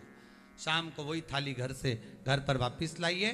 दरवाजे में प्रवेश करने से पहले, द्वार में प्रवेश करने से पहले, घर में प्रवेश करने से पहले राइट हैंड में वो दिया प्रज्वलित कर दीजिए और भगवान से प्रार्थना करिए, बाबा मेरे मन का मनोरथ पूर्ण हो। बाबा से निवेदन कर कर दिया जलाकर घर में प्रवेश कर जाओ। जो 1 हिस्सा प्रसाद का लाए हो, उस 1 हिस्से को भोजन करने से पहले खाइए, फिर भोजन करिए। भोजन करने के समय जब बैठो तो पहले प्रसाद खाओ, इसके बाद में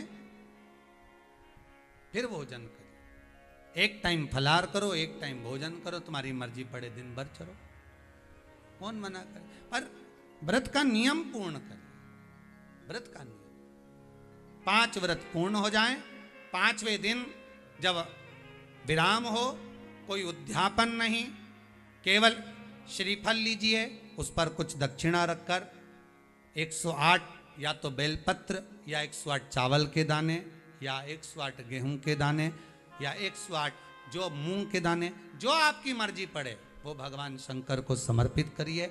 108 पुष्प भी समर्पित कर सकते हो, जो तुम्हारा मन पड़े वो समर्पित करो। और साथ में श्रीफल भेंट बाबा के चरणों को नमन कर कर दीजिए। शंकर बाबा से विनती कर कर आओ, भोला भंडारी कृपा करना, मेरा मनोरथ जो है वो पूर्ण करना। हम जानते नहीं कुछ, पर आपको भजना जानते हैं, आपका स्मरण करना जानते, आपकी पूजन करना जानते। हमें कुछ नहीं आता, हम तो केवल जल से आपका स्नान कराना जानते। हमें ना मंत्र आते, ना साधना आती, ना तप आता, हम तो केवल तुम्हें भजते हैं, केवल भजते, केवल भजते।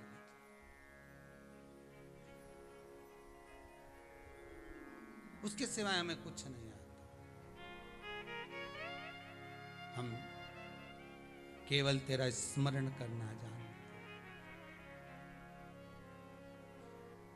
भोला भंडारी रे दूर करो दुख मेरा, ओ त्रिपुरारी रे दूर करो दुख मेरा, दूर करो दुख मेरा, दूर करो दुख मेरा, अरे त्रिपुरारी रे दूर करो दुख मेरा, भोला भंडारी रे दूर करो। बाबा से केवल निवेदन,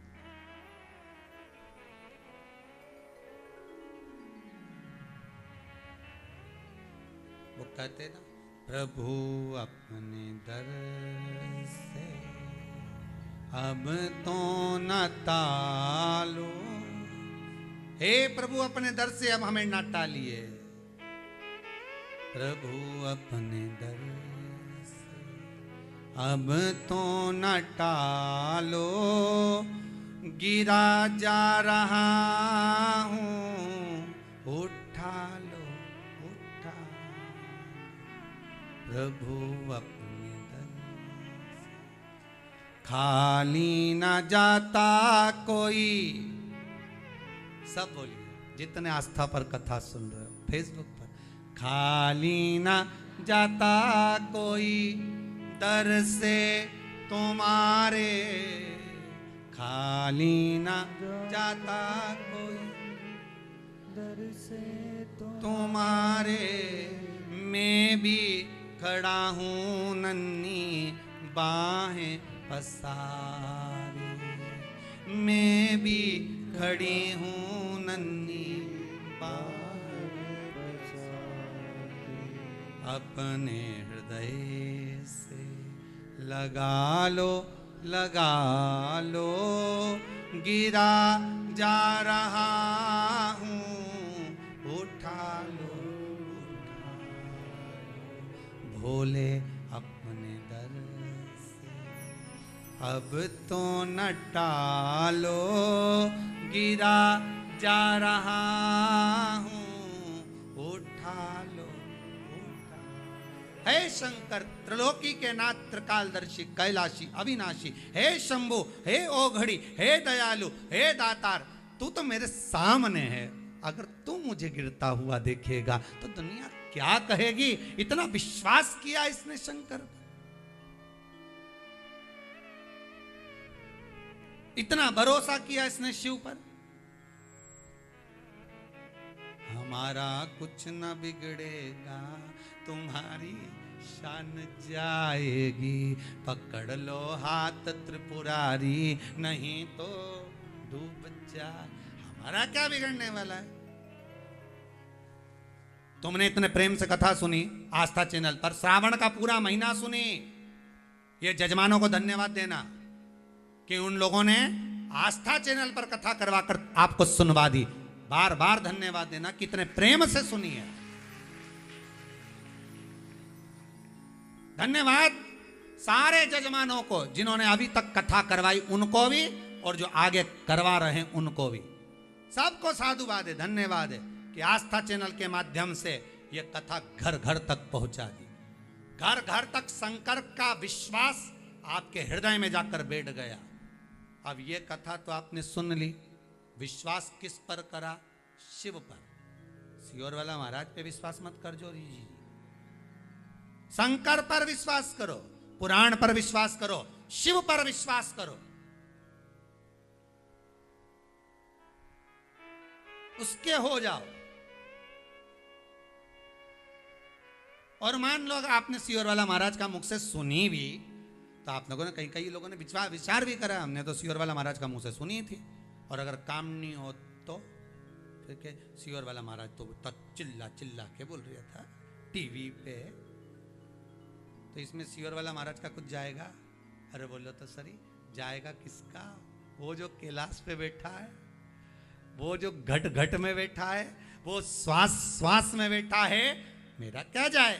जाए तो शंकर जी का जाए। तो शंकर जी के लगेगा ना, इतना बताओ, दिल से कह रहा है, कथा वाच रहा, और साथ में लोगों का विश्वास जागृत हो गया। हमारा कुछ न बिगड़ेगा, तुम्हारी शान जाएगी। लोग बात कहेंगे हमारा तो शंकर जी से काम नहीं, तो तुरंत पार्टी चेंज। आज के जमाने में तो तुरंत चेंज हो जाते हैं, जरा सी देर में।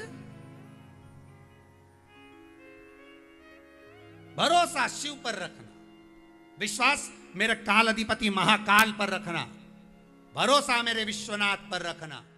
दुनिया में किसी का नाम नहीं है विश्वनाथ, केवल एक देवता देवाधिदेव महादेव, उनको लोग विश्वनाथ कहते हैं, क्योंकि वो विश्व का नाथ है। किसी को अनाथ नहीं देख सकता, सबको सनाथ रखे, वो विश्वनाथ।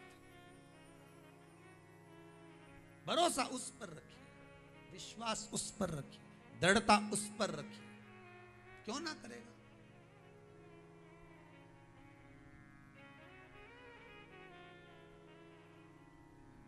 महाराज दिया अपनी चौखट पर, पशुपतिनाथ का जब आप दिया लगाते हैं और प्रवेश करते हैं, तो उसमें भाव ये होना चाहिए कि मेरी कामना पूर्ण होकर मैं प्रवेश करूं। मेरी कामना,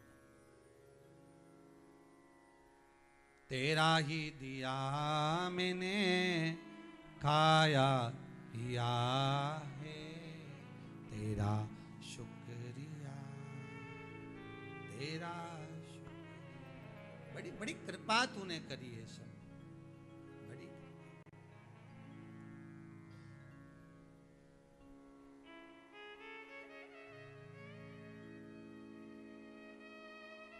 बड़ी करुणा। बड़ी दया करी है आपने, ये आपकी कृपा। शंकर की कथा कर रही है, शिव महापुराण की कथा कर रही है, दयालु दातार की कथा कर रही है।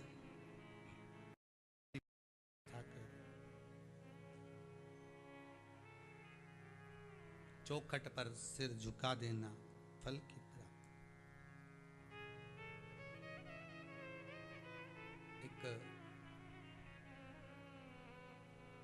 एक बार राजा श्वेत के प्राण छूटने का जब समय आया, दरवाजे पर, द्वार पर यमदूत खड़े हो गए राजा श्वेत को ले जाने के लिए।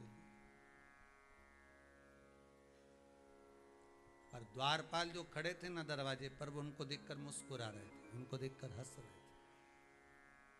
क्यों?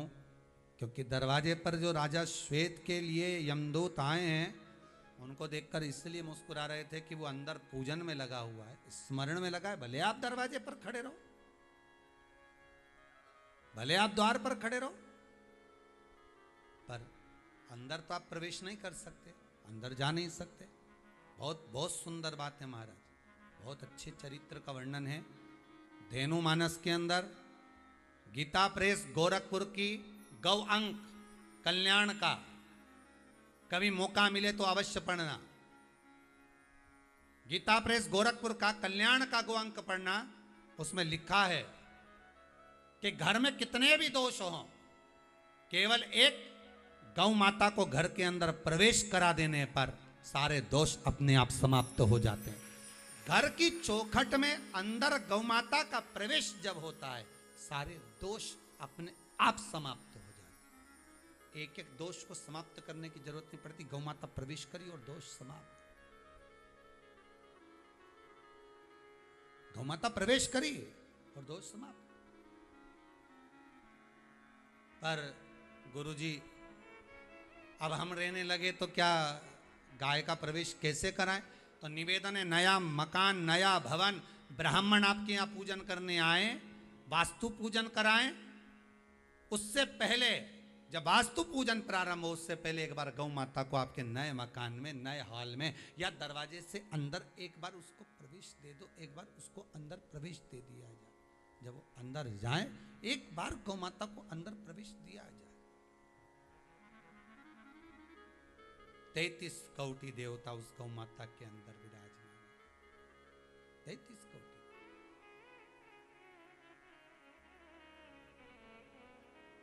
प्रवेश दिया जाए।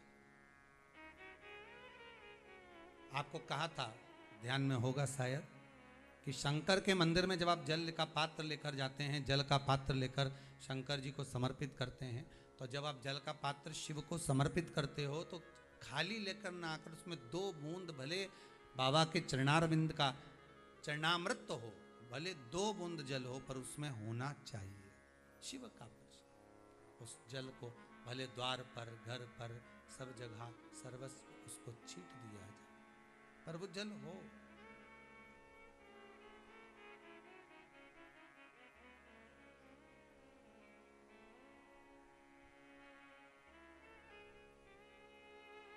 महाराज, शिव जल होना चाहिए। चरित्र आया, भगवान राजा श्वेत को मारने के लिए, प्राणों को हरने के लिए दरवाजे पर दूत खड़े हुए हैं, पर श्वेत के प्राण लेने अंदर प्रवेश नहीं करते। द्वार पर प्रवेश नहीं करते। कभी कभी प्रयास करना, कभी कभी प्रयास करिएगा थोड़ा सा। हफ्ते में एक दिन ऐसा नियम बनाओ, हफ्ते में एक दिन ऐसा नियम बनाओ कि हमारे दरवाजे की जो चौखट है, हमारा जो द्वार है, उस द्वार पर जो भी देवता विराजमान है, कम से कम उसकी आराधना तो हम कर सकें। पहले तो ऐसा नियम था, आप लोगों को शायद मालूम है कि नहीं मालूम, पहला ऐसा नियम था कि शाम के समय पर चौखट पर दिया जरूर लगता था, और अगर चौखट पर नहीं लगता था तो चौखट के बाहर ऐसा कुछ आलिया होता था, उस आले के अंदर दिए को रख दिया जाता था। कहीं कहीं गाँव में, कहीं कहीं क्षेत्रों में आज भी वो क्रम है। कहीं कहीं हमने तो कई बार महाराष्ट्र और राजस्थान में, मारवाड़ में भी ये चीज़ देखी है कि वो दिया रख देते थे। और भी स्मरण किया। अगर वो नहीं करते थे तो घर की जहां बैठक होती थी उस बैठक में तिलसोत, ये जो लंबी वाली जो दिया होता है ना, तिलसोत लंबा दिया जिसमें 6 दिए की बत्तियां लगाई जाती है, लंबे जो तिलसोत होती है, वो तिलसोत हॉल के अंदर जहां बैठक होती थी, बैठक में जहां लोग बैठते थे वहां तिलसोत जरूर लगता।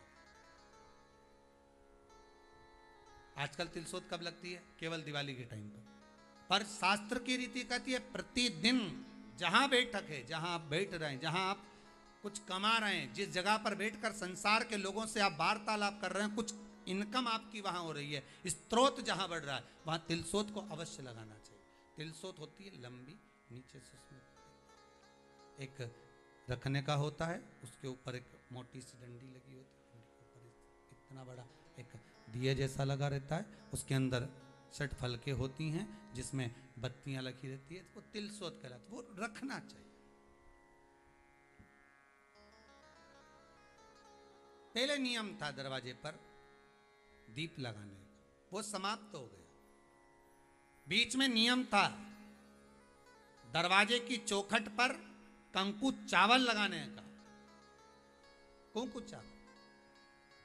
आज भी राजस्थान में मारवाड़ के अंतर्गत जो अगर आप दर्शन करेंगे तो जितने हमारे सालासर बालाजी का करो, मेहंदीपुर बालाजी का करो, श्याम जी का करो, या फिर आप दर्शन करें दादी रानी सती का करिए, तो आज भी वहाँ पर एक नियम है। आप दादी माँ के यहाँ जाएंगे रानी सती पर तो आप वहाँ पर भी दर्शन करेंगे, तो वहाँ एक चांदी का पाटला रखा रहता है चौखट के भाव से। किसके भाव से रखा रहता है? चौखट, माता के दरवाजे की चौखट। तो उस चौखट पर लोग स्वस्तिक बनाते, उसकी पूजन करते हैं, उसकी विनती करते, उसकी आराधना करते हैं, उसकी विनती करते उस चौखट की, स्वस्तिक बनाकर उसका पूजन कर रहे हो, आराधना कर रहे हो। उस द्वार का पूजन प्रयास करा करो। हफ्ते में एक बार ऐसा दिन बना लो कि मुझे आज के दिन अपने दरवाजे की कहीं कुछ भाग में, कुछ नहीं होगा तो जरा सा पोछा लगाकर जरा सा स्वस्तिक ही बना दूं, जरा सा मैं कुछ भाग कंकु ही लगा दूं, कुछ अक्षत ही लगा दूं। क्यों? जो दरवाजे के द्वारपाल हैं उनकी जो आराधना हो जाती है उससे लक्ष्मी भीतर प्रवेश करती है और जीव का कल्याण होता है। करने में क्या जाता है? अपना अपन देवता पूजें, स्मरण करें, भक्ति करें, आराधना करें, उससे ये भी तो कर सकते। द्वार शिव का हो चाहे अपना हो, प्रत्येक दरवाजे पर, प्रत्येक देवी देवताओं के द्वार पर द्वारपाल विराज बैठे।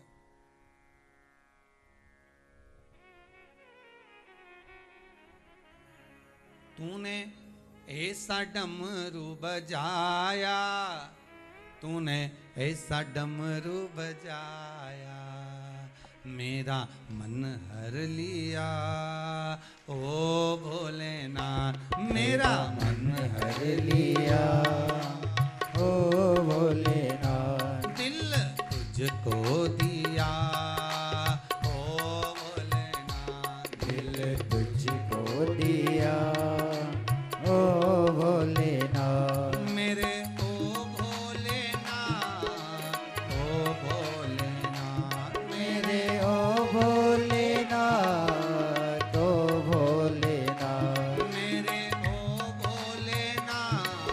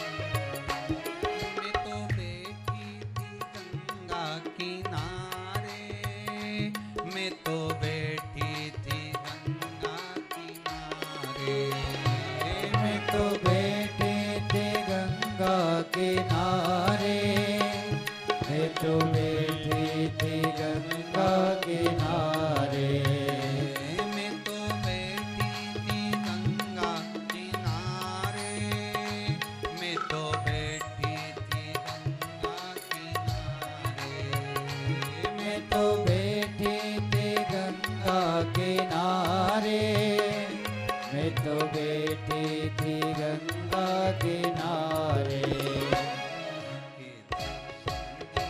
जय हो ओ भोलेनाथ आके दर्शन दिया, ओ भोलेनाथ आके दर्शन दिया, ओ भोलेनाथ आके दर्शन दिया, ओ भोलेनाथ दिल तुझको दिया, ओ भोलेनाथ दिल तुझको दिया, ओ भोलेनाथ मेरे ओ भोलेनाथ, ओ भोलेनाथ मेरे ओ भोलेनाथ, ओ भोलेनाथ मेरे ओ भोलेनाथ, ओ भोलेनाथ मेरे ओ भोलेनाथ, ओ भोलेनाथ तुझको दिया, ओ दिल तुझको दिया, ओ भोलेनाथ ये क्या किया, ओ भोलेनाथ ये क्या कर दिया, ओ भोलेनाथ बड़े प्रेम से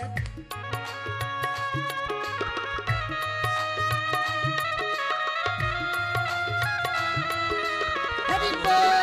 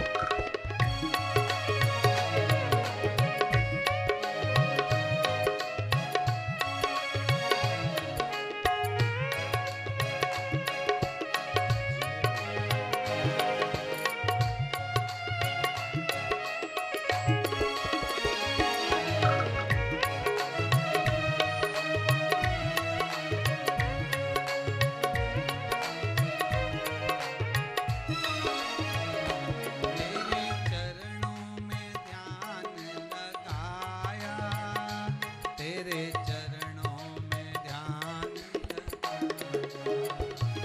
तेरे चरणों में ध्यान लगाया, तेरे चरणों में ध्यान लगाया, तेरे चरणों में ध्यान लगाया, तेरे चरणों में ध्यान लगाया, तेरे चरणों में ध्यान लगाया, तेरे चरणों में ध्यान लगाया, तेरे चरणों में ध्यान लगाया,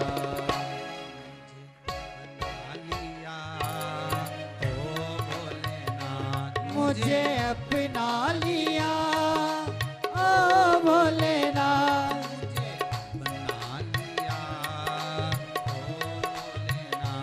मुझे अपना लिया, ओ भोलेनाथ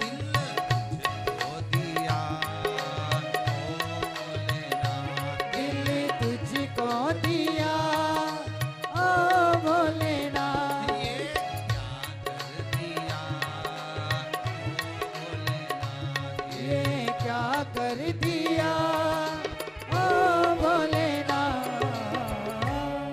भगवान के दरवाजे पर पहुंचकर भगवान की चौखट का स्मरण कर कर जो सुख का भान उत्पन्न होता है वही आनंद। शिव महापुराण में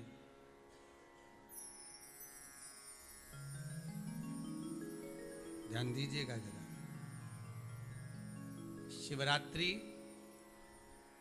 खंड को जब अपन पढ़ें, भाव को अगर स्पष्ट पढ़ा जाए तो उसमें एक बड़ा सुंदर भाव व्यक्त किया गया है। भगवान शंकर का अनुमोदन कर कर बड़ा सुंदर प्रसंग वर्णित किया गया है। एक भील अपने बच्चों के लिए भोजन देने के लिए जाता है। एक हिरण को साध कर धनुष और बाण लेकर बैठा रहता। कथा सुनी होगी। रात भर इंतजार करता है कि कहीं वो हिरण दिखे और उसको मैं मारूं और उसका जो मांस है वो मुझे लेकर। उसको नहीं मालूम था कि नीचे शिवलिंग था शंकर भगवान का, और भगवान शिव का शिवलिंग है। ऊपर जो पानी लेकर बैठा है, साथ में जो जल गिर रहा है, बेलपत्री गिर रही है, उससे शिव का अभिषेक हो रहा है। बांध नहीं है उसको।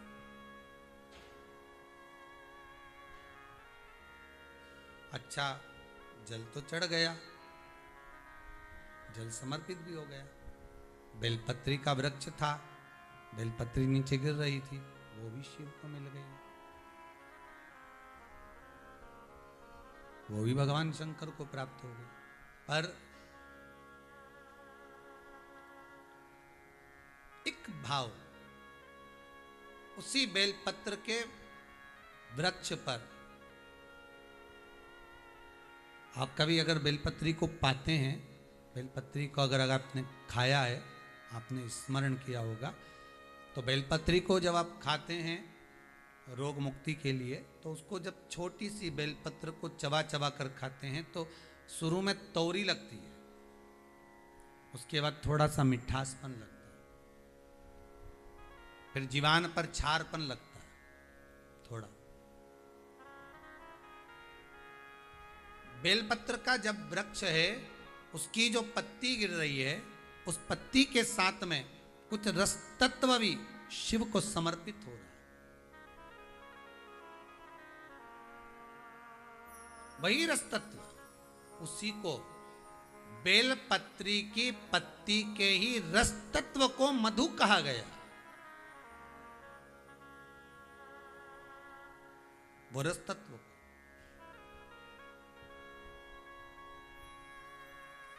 जो भगवान शंकर को समर्पित हो रहा है। भगवान शिव जिसको ग्रहण कर रहे हैं, धारण कर रहे हैं। मधु की महत्वता को बहुत ध्यान दीजिएगा।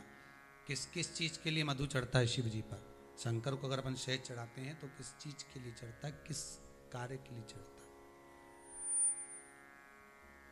भगवान शिव को जो हम समर्पित कर रहे हैं मधु, तो वो किस चीज के लिए समर्पित होता है? 4 चीजें हैं भगवान शंकर को मधु क्यों चढ़ाया जाता है। पहला, रोग के निवारण के लिए। दूसरा, शरीर की जो नाड़ियां हैं जो चोक हो जाती हैं, ब्लड को रोक देती हैं जाने के लिए, उसके लिए भी शिव को शहद चढ़ाया जाता है।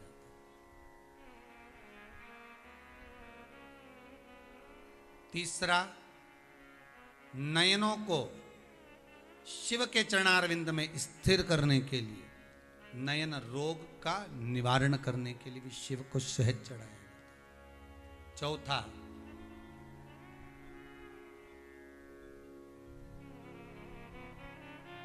भगवान शंकर छोटे छोटे जीव जो शिव से दूर नहीं है, कंकर से जो चिपके हुए हैं, जो कहीं जा नहीं सकते, उनको कोई पूछता नहीं, सब उनके विपरीत हैं। शिव उनको अपने करीब में लाकर पूरी सृष्टि का संचार करने के लिए, अपने नजदीक लाने के लिए, शंकर उस सृष्टि खंड को अपने आनंद सुख में लेने के लिए उस शहद का पूर्ण अभिषेक,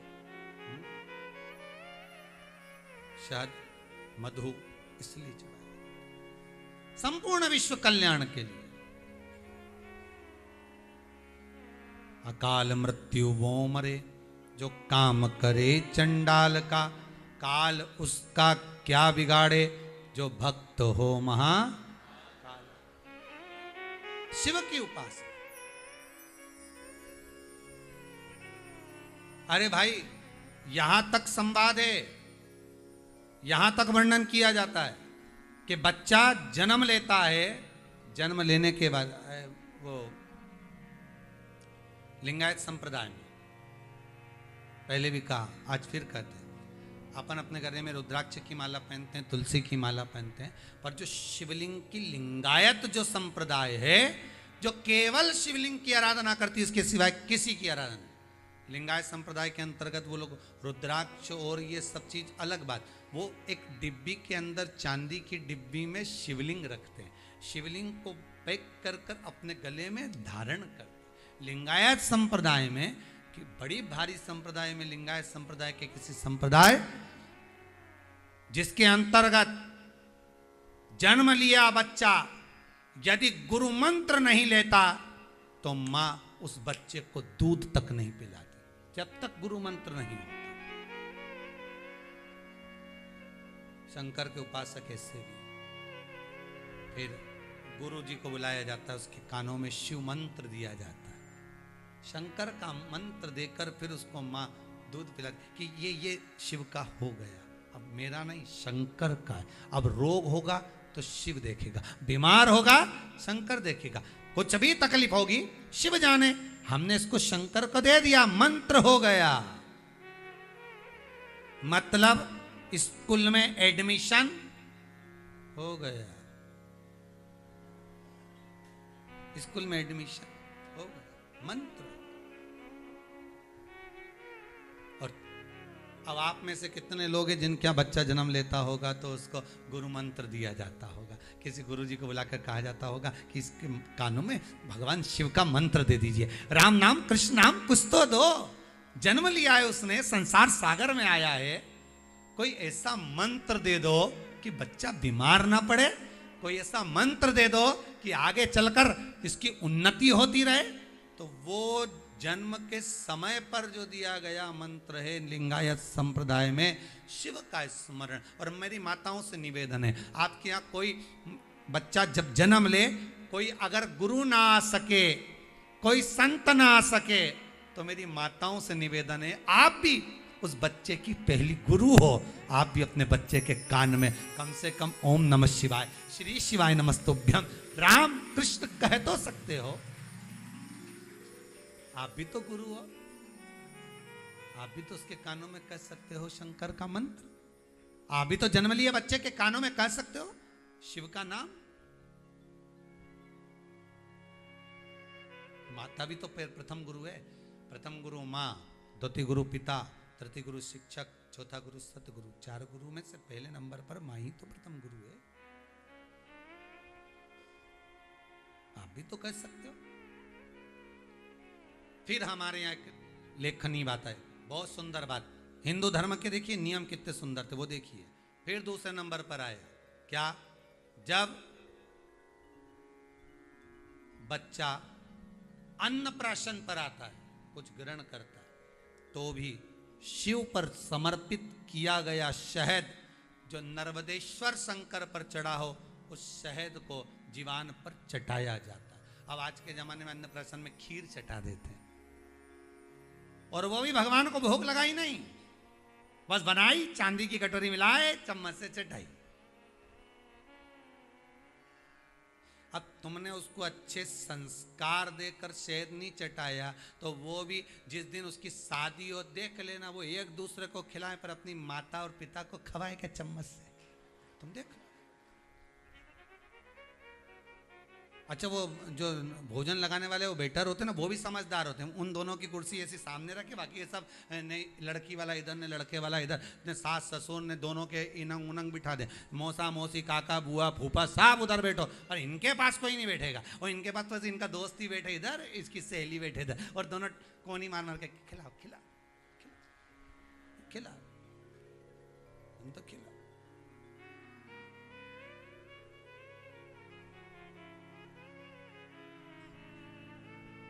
अब दोनों के माता पिता देख रहे हैं। तो जो जन्म के समय पर अन्नप्राशन जब कराया था, मुख में पहली बार अन्न दिया था, उस अन्नप्राशन के समय पर शंकर पर चढ़ा हुआ शहद का थोड़ा सा भाग अगर मधु का लगा देते तो माता पिता के चरण छोड़कर बेटा कुछ खाता ही नहीं, जाता ही नहीं, फिर चुपचाप से जेब में भर के कमरे में नहीं ले जाता। खिलाना तो था, वो तो खिलाया ही।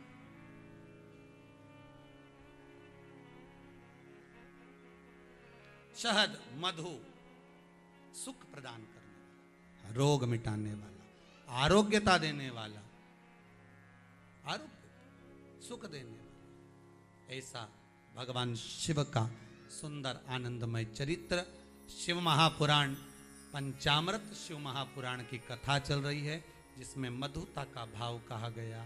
कभी कभी निवेदन करूंगा, एक थोड़ा सा भाव व्यक्त करूंगा। मान लो घर में अशांति ज्यादा हो, रोग बीमारी ज्यादा घेर रही हो, तो शंकर पर थोड़ा सा शहद चढ़ाकर आप जब पूजन करते हो, जल चढ़ाते हो, अनुष्ठान करते हो, अभिषेक करते हो, जब शिव जी का पूजन करें, जब शहद चढ़ाएं तो उसमें से जरा सा शहद एक चम्मच में रख लें। वो चौखट पर लगा देने पर बीमारी, रोग, अशांति सब समाप्त हो जाता है। घर में सुख बढ़ना प्रारंभ हो जाता है, समृद्धि बढ़ना प्रारंभ। मधुता में सुख भी, शहद में सुखता भी। भगवान को जो समर्पित किया गया, एक एक पुष्प भगवान शंकर को जो दिया गया है, एक एक भाग जो शिव को दिया गया, वो साधारण नहीं है। शंकर के पास जो भी चीज रखी है सब वीआईपी है। गले में देख लो नाग बासुकी है, कानों में बिच्छू, हाथ में त्रिशूल, सब उसके पास में भी है। कोई चीज ऐसी।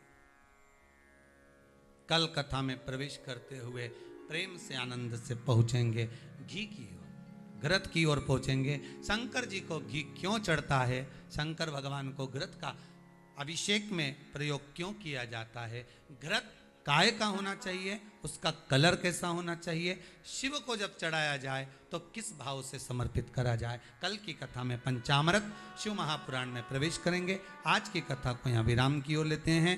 जो बहन भाई कथा को श्रवण कर रहे हैं उनसे निवेदन है, इस कथा को सुनने के बाद अपने इष्ट जन को अवश्य दें। हम कहेंगे अगर आप यहाँ कथा में आते तो प्रसाद लेकर जाते कि नहीं जाते, दूसरे को देते कि नहीं देते। ये कथा को प्रसाद के रूप में बांटो।